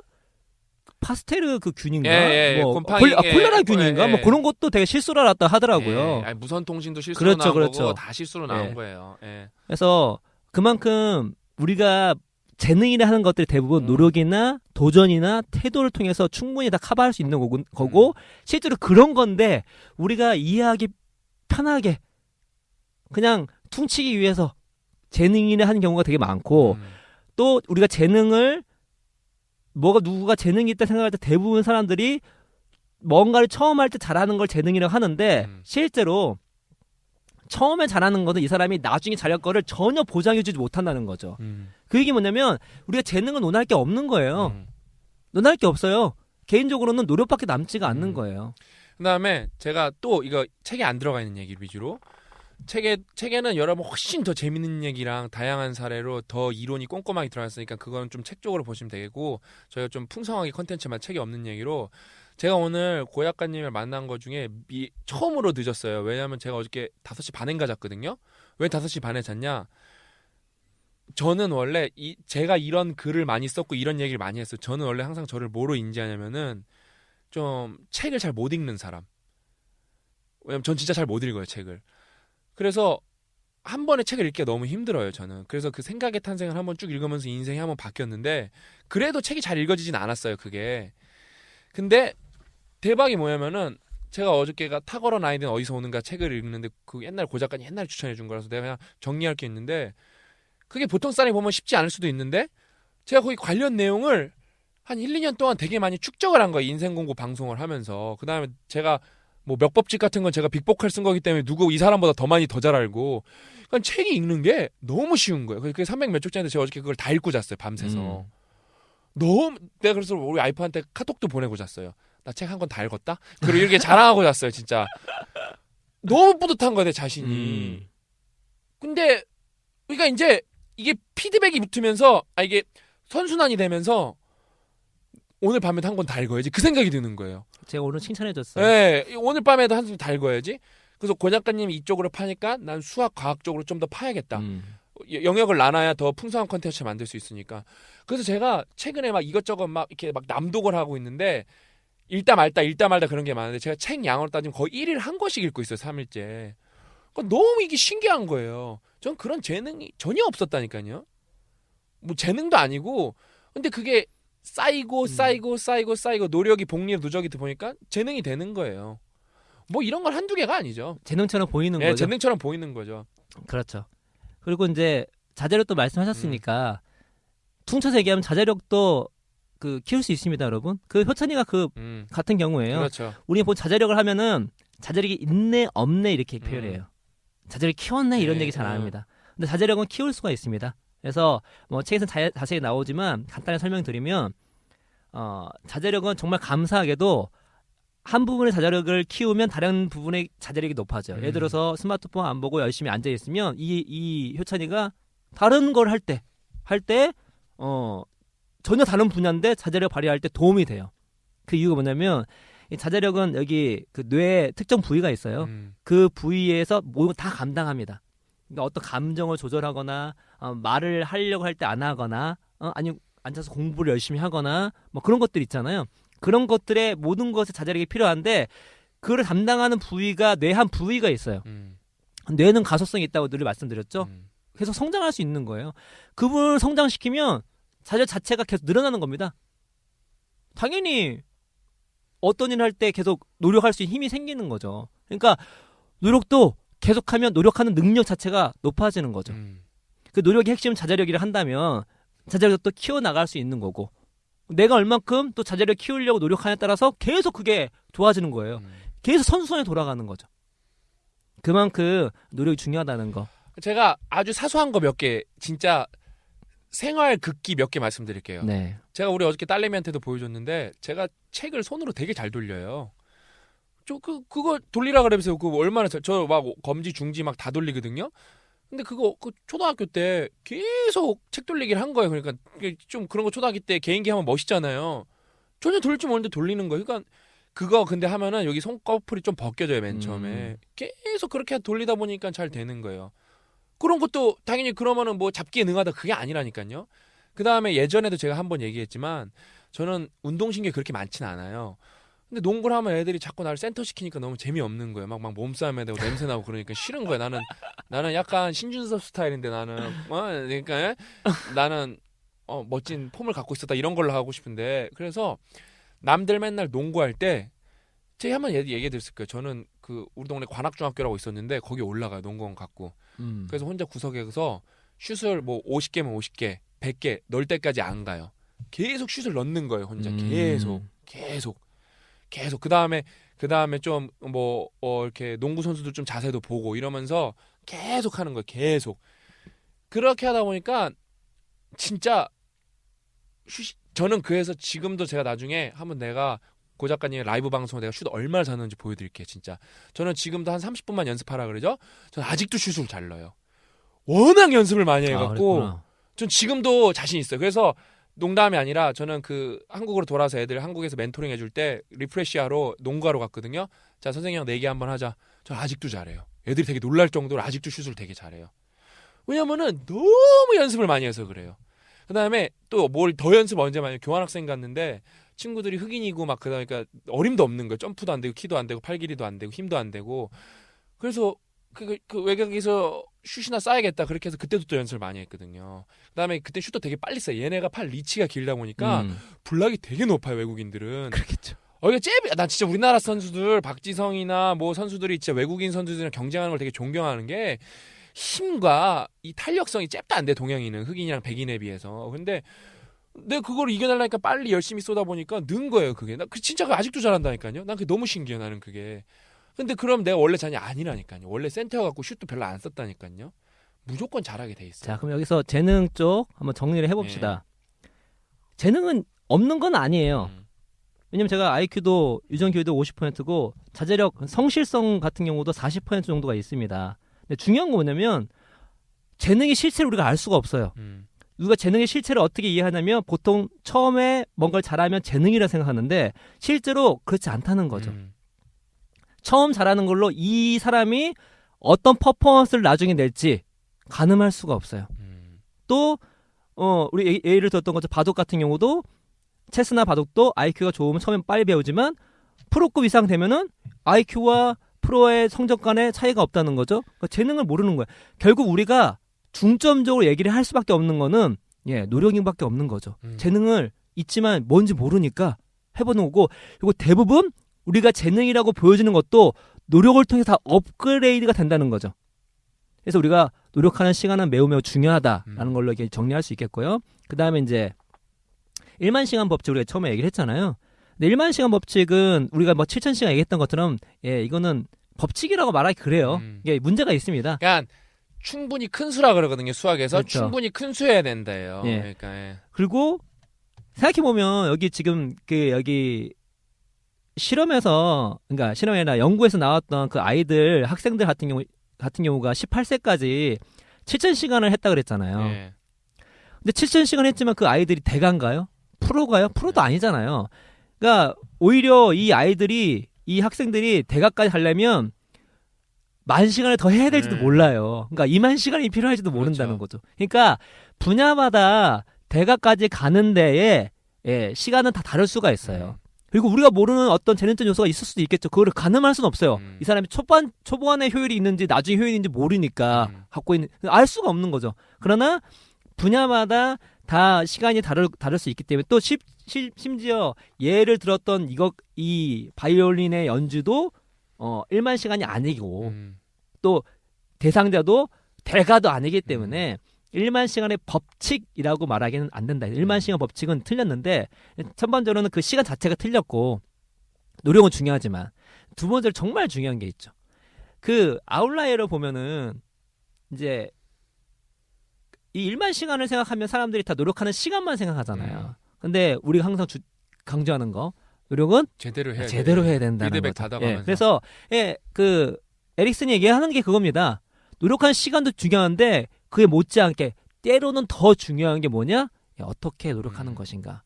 그래서 이제 이 에릭슨이 얘기하는 것은 뭐냐면 의식적인 연습, deliberate practice라는 걸 얘기를 합니다. 그래서 그 뭐더라? 김연아 선수가 이제 그 뭐죠? 피겨 스케이팅 할 때 가장 그 점프 중에 가장 이제 김연아 선수를 대표하는 것이 뭐냐면 트리플 플립, 트리플 토룹 이런 게 있나 봐요. 좀 옛날 때는 그 김연아 선수 한참 뛰었을 때는 되게 같이 공부도 하고 그랬는데 또 지나니까 까먹었네요. 근데 그거를 하는 사람이 있긴 한데 제대로 하는 사람이 김연아밖에 없대요. 그 기술 자체를. 또 김연아는 그런 기술 완성도 높지만 예술성도 있어가지고 뭐 세계 최고의 선수인데 김연아 선수가 현 시대 거의 최고다 보니까 보통 방송에서 과거에 있는 그 슈퍼 피겨 여왕들 비교를 하는데 잽도 안 돼. 잽도 안 되는 거예요. 잽도. 막 우스꽝스럽죠, 우스꽝스러워. 그렇죠. 근데 왜 그럴까? 저도 처음에 그런 생각을 안 해봤어요. 그냥 우스꽝스럽네 생각해봤는데 생각해보면 훈련 방법이 계속 그쵸. 발전한 거죠. 그 당시에 김연다도 천재라고 그러는데 그럼 그 사람은 천재 아니었나? 근데 왜 같은 천재인데 왜 이렇게 퍼포먼스가 다른가? 그거에 대해서 이제 에릭슨이 또 얘기를 한 거예요. 아니 뭐 스포츠 같은 경우는 마라톤 세계 기록이 1908년도에는 2시간 55분이었대요. 지금은 2시간 2분이거든요. 2분대거든요. 그 당시에 그 사람은 재능이 없었나? 재능이 있었다는 거죠. 근데 결과 차이가 이게 50분 차이가 나는 거예요. 게다가 그 당시에 그 다이빙 같은 경우가 남자가 2바퀴 돌았는데 너무 위험하다고 못 하겠대요. 금지. 근데 지금은 우리 고등학생들도 3-4바퀴 돌아요. 그러면 그 선수들은 재능이 없었던 건가요? 우리 지금 현재 있는 거고? 아니라는 거죠. 말씀하신 것처럼 방법에 진화죠. 그 사이에 훈련 방법이 엄청나게 진화했기 때문에 그래서 여기서 이런 문제를 한번 우리 의문점을 가질 수 있겠죠. 이 사람은 재능이 있는데 100년 전의 방식으로 연습하고 있고 이 사람은 재능이 평범한데 지금 발달된 훈련 방법으로 연습하고 있는 거예요. 누가 더 잘할까요? 제가 볼 때 김연아까지 갈 필요도 없고 네. 진짜 좋은 예 하나 들어드릴게요. 예. 그러니까 나중에 아저씨가 되면 무튼 아저씨지만 요즘엔 그 스크린 골프가 보편화가 됐기 때문에 우리가 나라같이 엔터테인이 발달한 나라가 없어요. 왜냐면 골프 치려면 비싼데 스크린 골프는 싸거든요. 네. 저희가 골프를 되게 좋아하는데 비싸고 일단 시간도 오래 걸려서 회사 다닐 때 못 쳤어요. 그래서 유일하게 회사 다닐 때 치던 낙이 일요일 날 9시에 가면 아무도 없거든요. 그 스크린 골프장에. 혼자 가는 거여서 혼자 치는 거예요. 아무도 없이 그냥 혼자 치는 거예요. 너무 좋아하니까. 그다음에 원래 2만 원인데 일요일 날 아침에 일찍 가면은 10,000원인가 15,000원 거밖에 안 받아요. 그다음에 좀 연습을 오래 해도 뭐라고 안 해요. 제가 근데 일찍 가니까 아저씨랑 좀 친해졌어요. 그 아저씨가 근데 거기 이제 프로 한국에서 KPGA 하던 아저씨였는데 그 뭐 프로 선수였는데 이제 코치로 바꾸면서 그 스크린 골프장을 차리신 거예요. 그때 제가 이 노력의 중요성에 대해서 아주 개뼈저리게 느꼈죠. 또 지식의 저주에 빠져서 내가 잘한다고 생각했어요. 근데 제가 사부님을 잘 만났던 게 그래서 제가 씨한테 결국 돈 주고 배웠거든요. 그다음에 돈 주고 배우고 우리 삼성에 댕기면 에버랜드 티켓을 2,000원에 살 수가 있어요. 그다음에 평일날 그러니까 주말은 되게 경쟁률이 치열해서 못 사는데 평일에는 회사원들이 못 가니까 내가 사서 그 아저씨를 줬어요. 그러면서 되게 친해졌어요. 나는 2,000원에 살 수 있으니까 애기랑 갔다 오시라고 사모님이랑. 그래서 그 아저씨가 날 원포인트 레슨을 되게 자주 해줬어요. 근데 이 얘기 진짜 해주길 잘했다. 근데 그 아저씨가 현역 당시 활약할 때 우리나라에서 그 비거리가 1위였어요. 왜 1위였냐? 이 아저씨가 원래 골프 선수 하시기 전에 창 던지기 국가대표였어요. 그래서 그 허리 돌리는 모멘텀을 뭐 괴물처럼 쓰는 거예요. 그래서 보통 뭐 예를 들어 프로 선수가 뭐 234, 뭐 우리나라 선수가 거리가 짧거든요. 뭐 40, 50 친다 쳤을 때 이 아저씨 막 300m 막 이렇게 치는 거예요. 근데 말도 안 되게 멀리 쳐요. 거기 거리 재는 기회가 있는데 진짜 그 벽 뽀갤 때까지 쳐요 아저씨가. 진짜 이러다 드라이버 날아가는 거 아닌가. 그래서 제가 그분한테 배우는데 살면서 너무 힘이 들게 배워갖고 아이고고 소리가 났어. 골프 치는데 진짜. 근데 진짜 다 제대로 배우는 거예요. 저는 그래서 아직도 배운 게 그래서 제가 거기에 진짜 내가 이게 제대로 연습하는 게 얼마나 중요하고 제대로 코치대가 얼마나 중요한지 멘토가 얼마나 중요한지 거기에는 이제 그 볼이랑 그 스윙 스피드를 읽어갖고 계산을 할 수 있거든요. 제가 혼자서 연습했을 때는 제가 힘도 센 것 같고 등치도 크고 기럭지도 긴데 200m밖에 안 나오더라고요. 근데 제가 그 선생님한테 한 달 배운 다음부터 250m로 늘었어요. 그 사람들이 제 스윙 구경하는 거예요. 와갖고 그럼 막 너무 뿌듯한 거예요. 와, 뭐 엄청 세게 빵빵 친다고. 근데 그게 내가 진짜 그 선생님한테 배울 때 죽는 줄 알았어요. 힘이 들어갖고 되게 설명을 잘해주더라고요. 오른 다리를 꼬는 느낌이 있어야 된다고. 그래서 그걸 꽈서 이 고무가 꼬는 것처럼 풀리는 느낌으로 임팩트 있게 팍 쳐야 된다고. 다 틀렸어. 제 자세가 독학한 게 하나부터 열까지 안 틀린 게 없었어요. 그러니까 200m밖에 안 나오는 거예요. 그래서 근데 또 웃긴 게 뭐냐면 진짜 노력이 얼마나 중요하냐면 그다음부터 회사가 갑자기 부서가 망하기 시작하면서 엄청 바빠서 제가 못 쳤어요. 그냥 다 까먹은 거예요. 습관이 안 된 거예요, 그게. 그렇죠.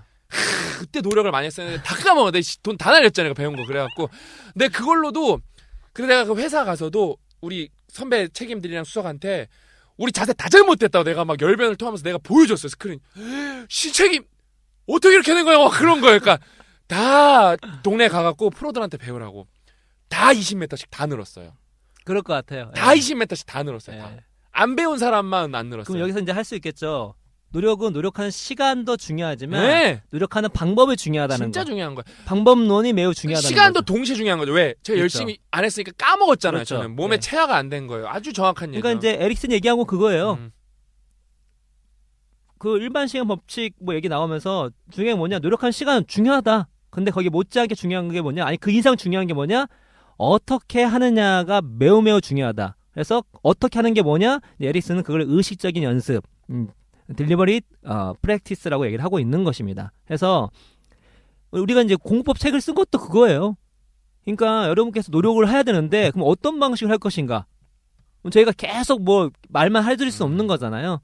그래서 가장 효율을 낼 수 있는 방법론을 가장 근거와 또 다양한 상담을 통해서 우리가 사례를 예, 통해서 예. 집약한 게 저희가 이제 완벽한 공부법이거든요. 책이 그 500페이지가 넘어서 방송으로 계속하면은 조선왕조실록 쓸 수 있어요.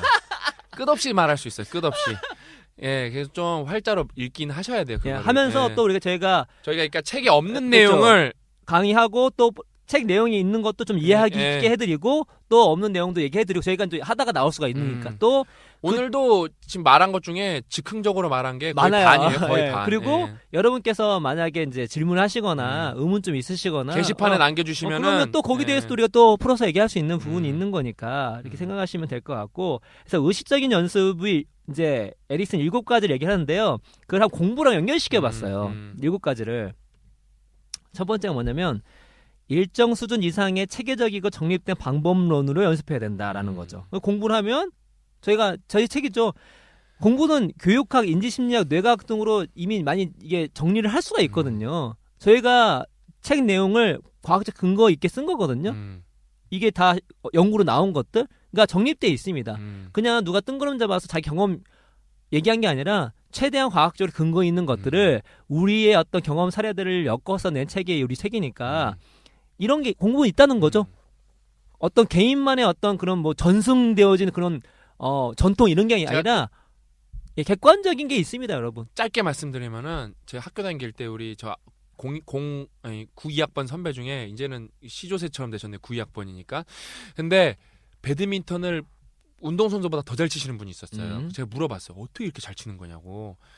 일단 이론책을 3개 보고 시작했대요. 되게 중요한 건데 그렇게 하는 사람이 없어요. 배드민턴 지금 열심히 칠 생각을 하잖아요. 근데 배드민턴을 제가 그 형한테 좀 배워봤는데 배드민턴을 일단 배우면은 스냅도 중요하지만 스텝을 배워야 돼요.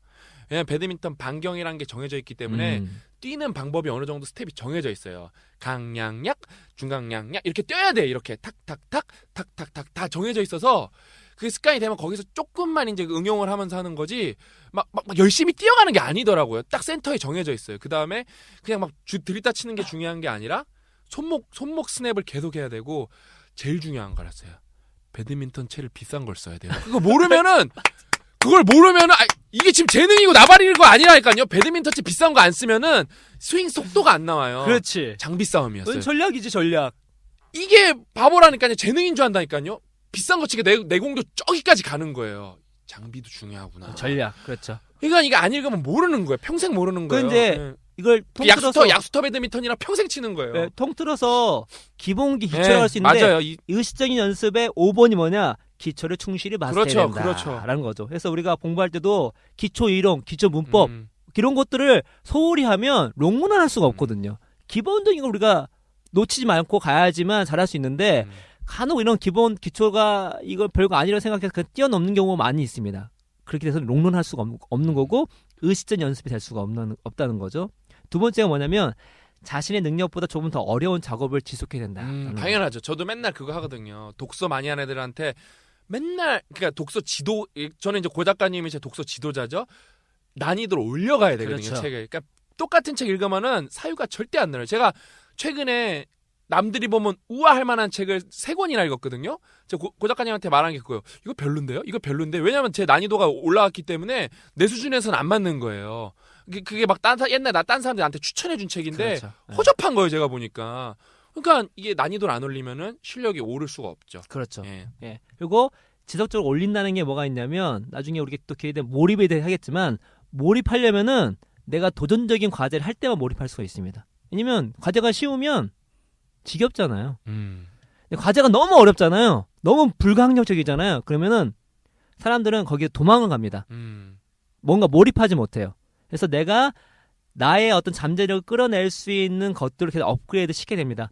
가장 대표적인 게 독서 같은 경우도 좀 더 독서하셨으면은 독서가 이제 이런 수준의 독서는 쉬워졌다. 업그레이드 시켜야 되는 거고 독서만 했다. 나중에 이제 요약도 해야 되고 서평도 쓰시고 그 다음에 또 책 읽으면서 또 책도 쓰시고 이런 식으로 발전해 나가야지만 계속 성장할 수가 있는 거고 이거야말로 의식적인 연습이다라는 것이고 세 번째는 구체적이고 명확한 목표가 있어야 된다.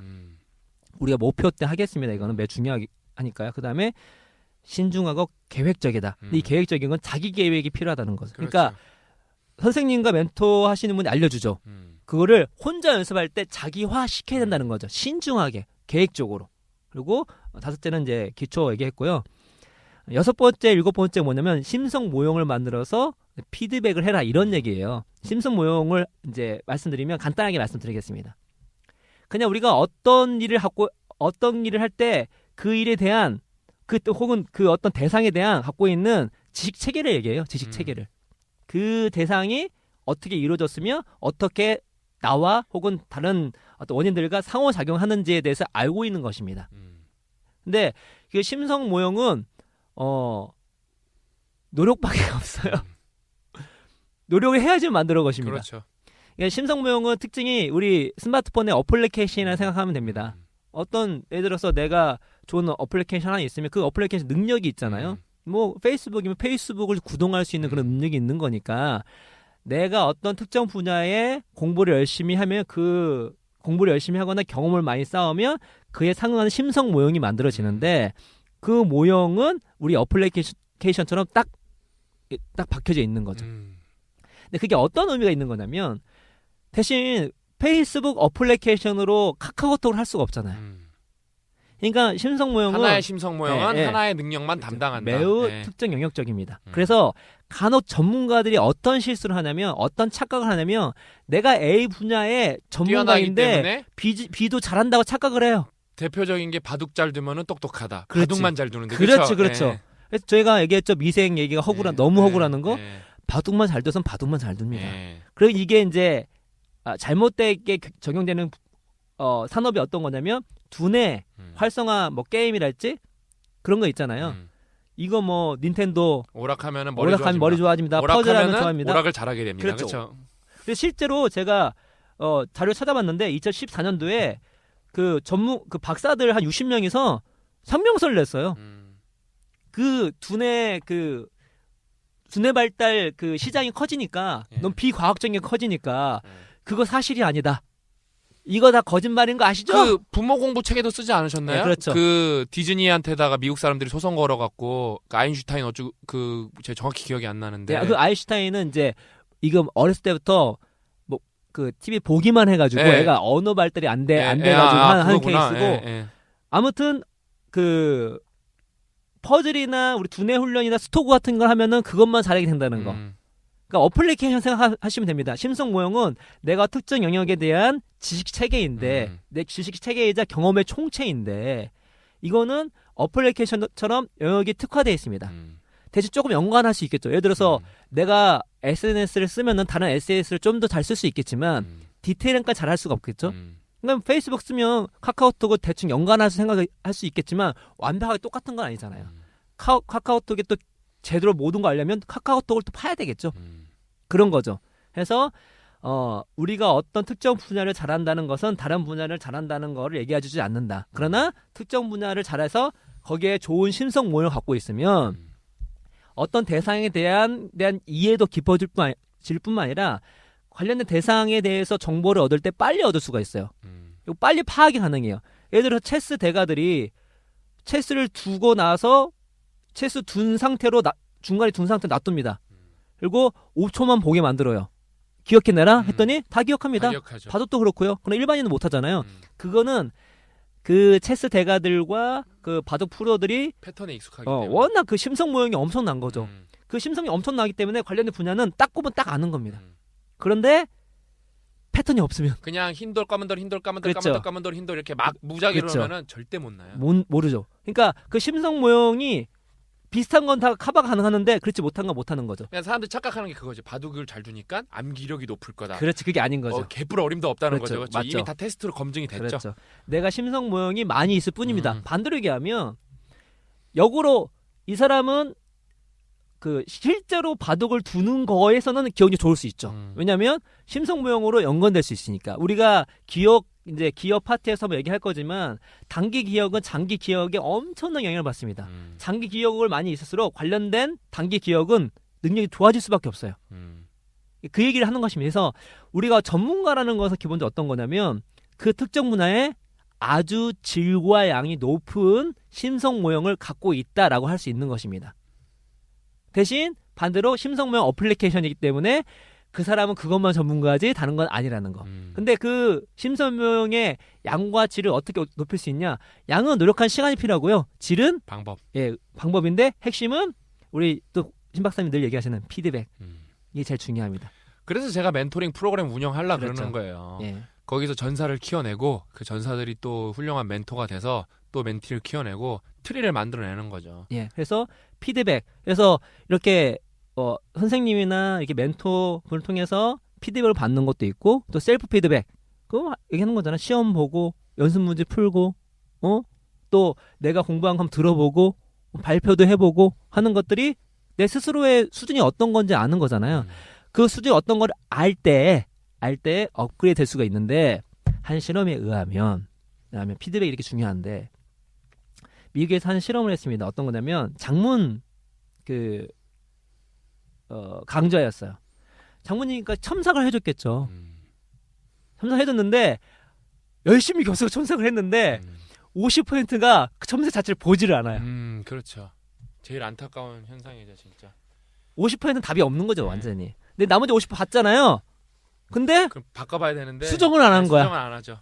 그래서 우리가 그 심성모형을 잘 만들 수 있는 의식적 연습을 간단하게 7가지도 있지만 3가지로 얘기합니다. 3F. 포커스, 피드백, 핏. 포커스 집중력이 필요합니다. 할 때. 그 다음에 피드백이 필요하고 그 다음에는 수정을 해야 되는데 피드백을 받으면 수정을 안 하고 알겠습니다 하고 넘어가는 거죠. 제가 수천 명을 만나봤잖아요. 공부에 보통 전략도 없고 네. 메타인지가 다 부족하시기 때문에 내가 뭘 못하고 있는지도 몰라요. 그 공부 잘하는 친구들, 예를 들어 안타깝지만 좀 명문대 다니는 친구들은 좀 내심 다 알아요. 그래서 그렇게 하려고 하고 그래서 더 악착같이 멘토 찾고 그러는 그 친구들이 더 심해요. 그거에 대해서.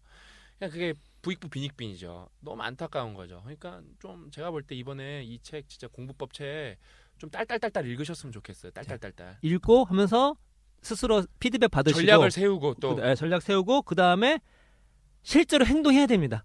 얼마나 좋아요. 지금 우리 팟빵에 게시물 우리 지금 듣는 사람이 2만에서 3만 명인데 게시물 안 쓰인 지가 지금 며칠 지났거든요. 쓰면 우리가 본다니까요. 물어보면 우리가 막 답해줘요. 근데 네. 안 한다니까요, 사람들이. 그러니까 피드백의 중요성을 모른다는 거는 그러니까 그 구할이 재능이다 이딴 소리가 나오는 거예요. 뭐 방법을 모르는데 어떻게 해요? 그럼 평생 그냥 세상 원망이나 하면서 사는 거예요. 그렇죠. 나는 흑수저다. 정신적 흑수저, 능력적 흑수저. 부모님만 날 재능 안 주신 사람, 부모님만 죄인 되는 거예요. 그래서 정리를 해봅시다. 정리해보면 노력할 시간도 절대적으로 필요하고 동시에 노력하는 방법론이 되게 좋아야 된다. 그게 2가지 합쳤을 때 그게 의식적인 연습이 되는 거다. 그래서 저희가 7가지 얘기했고 또 3가지 줄이면 이 어떤 일을 할 때 집중도 해야 되겠지만 근데 피드백이 중요하고 피드백을 받았다면 꼭 수정을 해라. 수정을 해야지만 내가 업그레이드 되는 거니까 이런 방식으로 계속 해 나간다면 이제 성장할 수가 있다. 제대로 된 노력이 될 수 있다라는 걸 말씀드리고요. 처음 들었던 그 기사 내용을 얘기하면서 오늘 그 내용을 마친도록 할게요. 지금 기사 내용이 우리랑 얘기했던 게 완전 다르잖아요.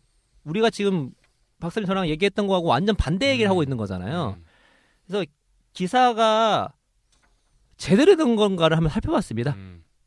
이 기사는 뉴욕타임즈의 How do you get to Carnegie Hall Talent라는 기사를 번역해서 편집한 거예요. 그 뉴욕 타임즈 기사에는 어떤 논문을 인용하냐면 딜리버 프랙티스 많이 들었죠 우리가? 의식적 연습, 아, 의도적 예, 연습. 그렇죠. 딜리버 프랙티스 앤 퍼포먼스 인 뮤직, 게임스, 스포츠, 에듀케이션 앤 프로페션스 어 메타 어널리시스라는 겁니다. 이 논문의 내용이 뭐죠? 제 발음이 안 좋아서 그런데 번역해 드리면 이거죠. 음악이나 게임이나 스포츠나 교육이나 학술에서 의식적 연습과 성과에 대한 퍼포먼스에 대한 메타 분석이라는 거예요. 여러분 지금 이 제목을 통해서 여러분 알 수 있으시겠죠? 이 논문은요 노력과 선처 재능을 평가한 게 아니라요 의식적 노력과 의식적 연습과 퍼포먼스를 비교한 거예요.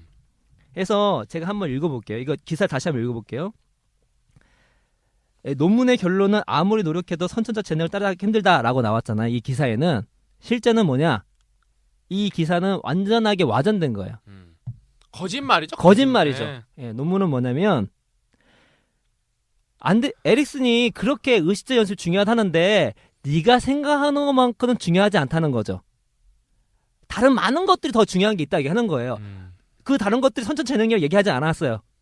네가 생각하는 것보다 의식적 연습이 중요하지 않다. 메타 분석 해봤더니 중요하대. 네가 생각하는 것만 아니다라고 싸우고 있는 거예요. 이 때문에 이 논문의 내용은 선천적 재능과 노력을 비교하지 않았다는 거. 두 번째로는 이 기사가 잭 햄버리 미시간 주립대 교수 연구팀은 노력과 선천적 재능의 관계를 조사한 88개 논문을 대상으로 연구를 진행했다. 이게 아니라는 거죠. 의식적 연습이 퍼포먼스에 얼마나 영향을 미치는지를 알아보는 메타 분석입니다. 그리고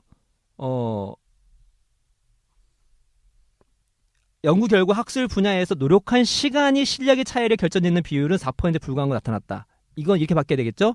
연구 결과 학술 분야에서 노력한 시간이 아니라 의식적 연습이 실력 차이를 결정짓는데 4%에 불과한 걸 나타났다는 거죠. 근데 논문을 또 읽어보면요. 왜 4% 낮잖아요. 낮은 이유가 나와요. 학술 분야에서는 과학적으로 혹은 학술적으로 의식적 연습이라고 구분할 수 있는 구분이 애매하다는 거예요. 그렇죠.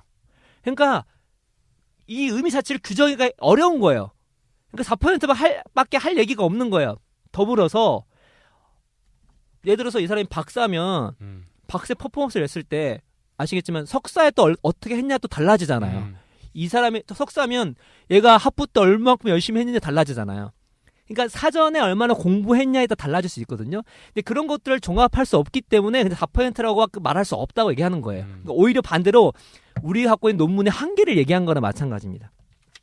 당연히 음악, 스포츠, 체스 등 분야도 실력의 차이에서 차지하는 노력의 시간의 비중이 20에서 25%. 이것도 아니죠.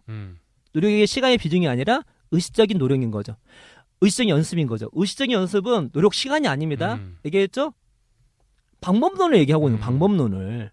그러니까 이 기사는요 완전히 거짓말이죠.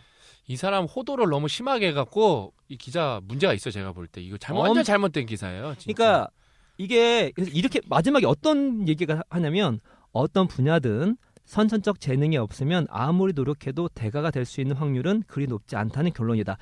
논문은 이런 결론도 없고요. 심지어 뉴욕 타임즈에도 이런 내용이 없어요.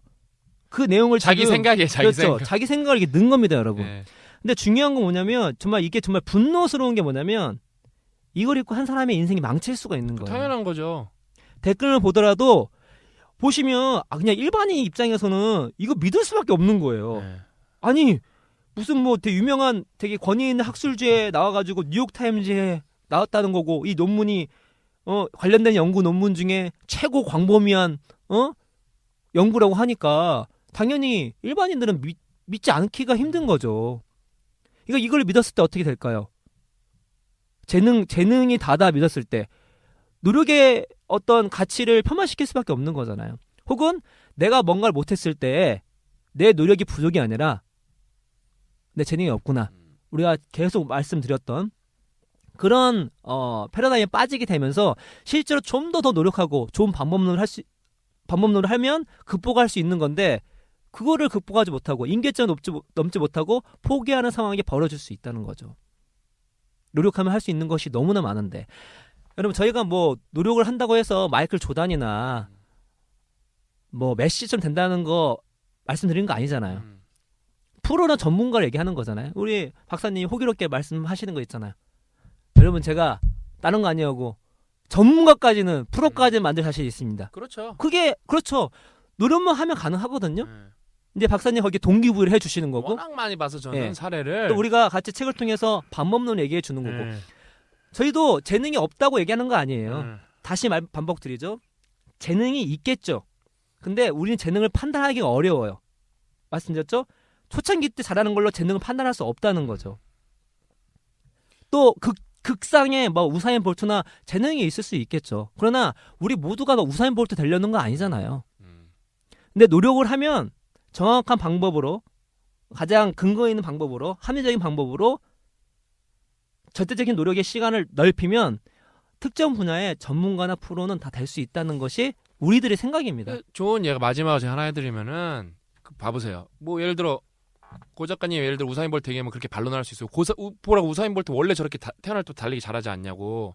심지어 최근에 우사인 볼트 그런 얘기까지 했어요. 자기가 10대 때 올림픽을 나갔으면은 4번 연속 금메달을 땄을 거라고. 그건 지나고 나면 누가 말 못해요. 근데 그렇게 100번 인정한다고 칩시다.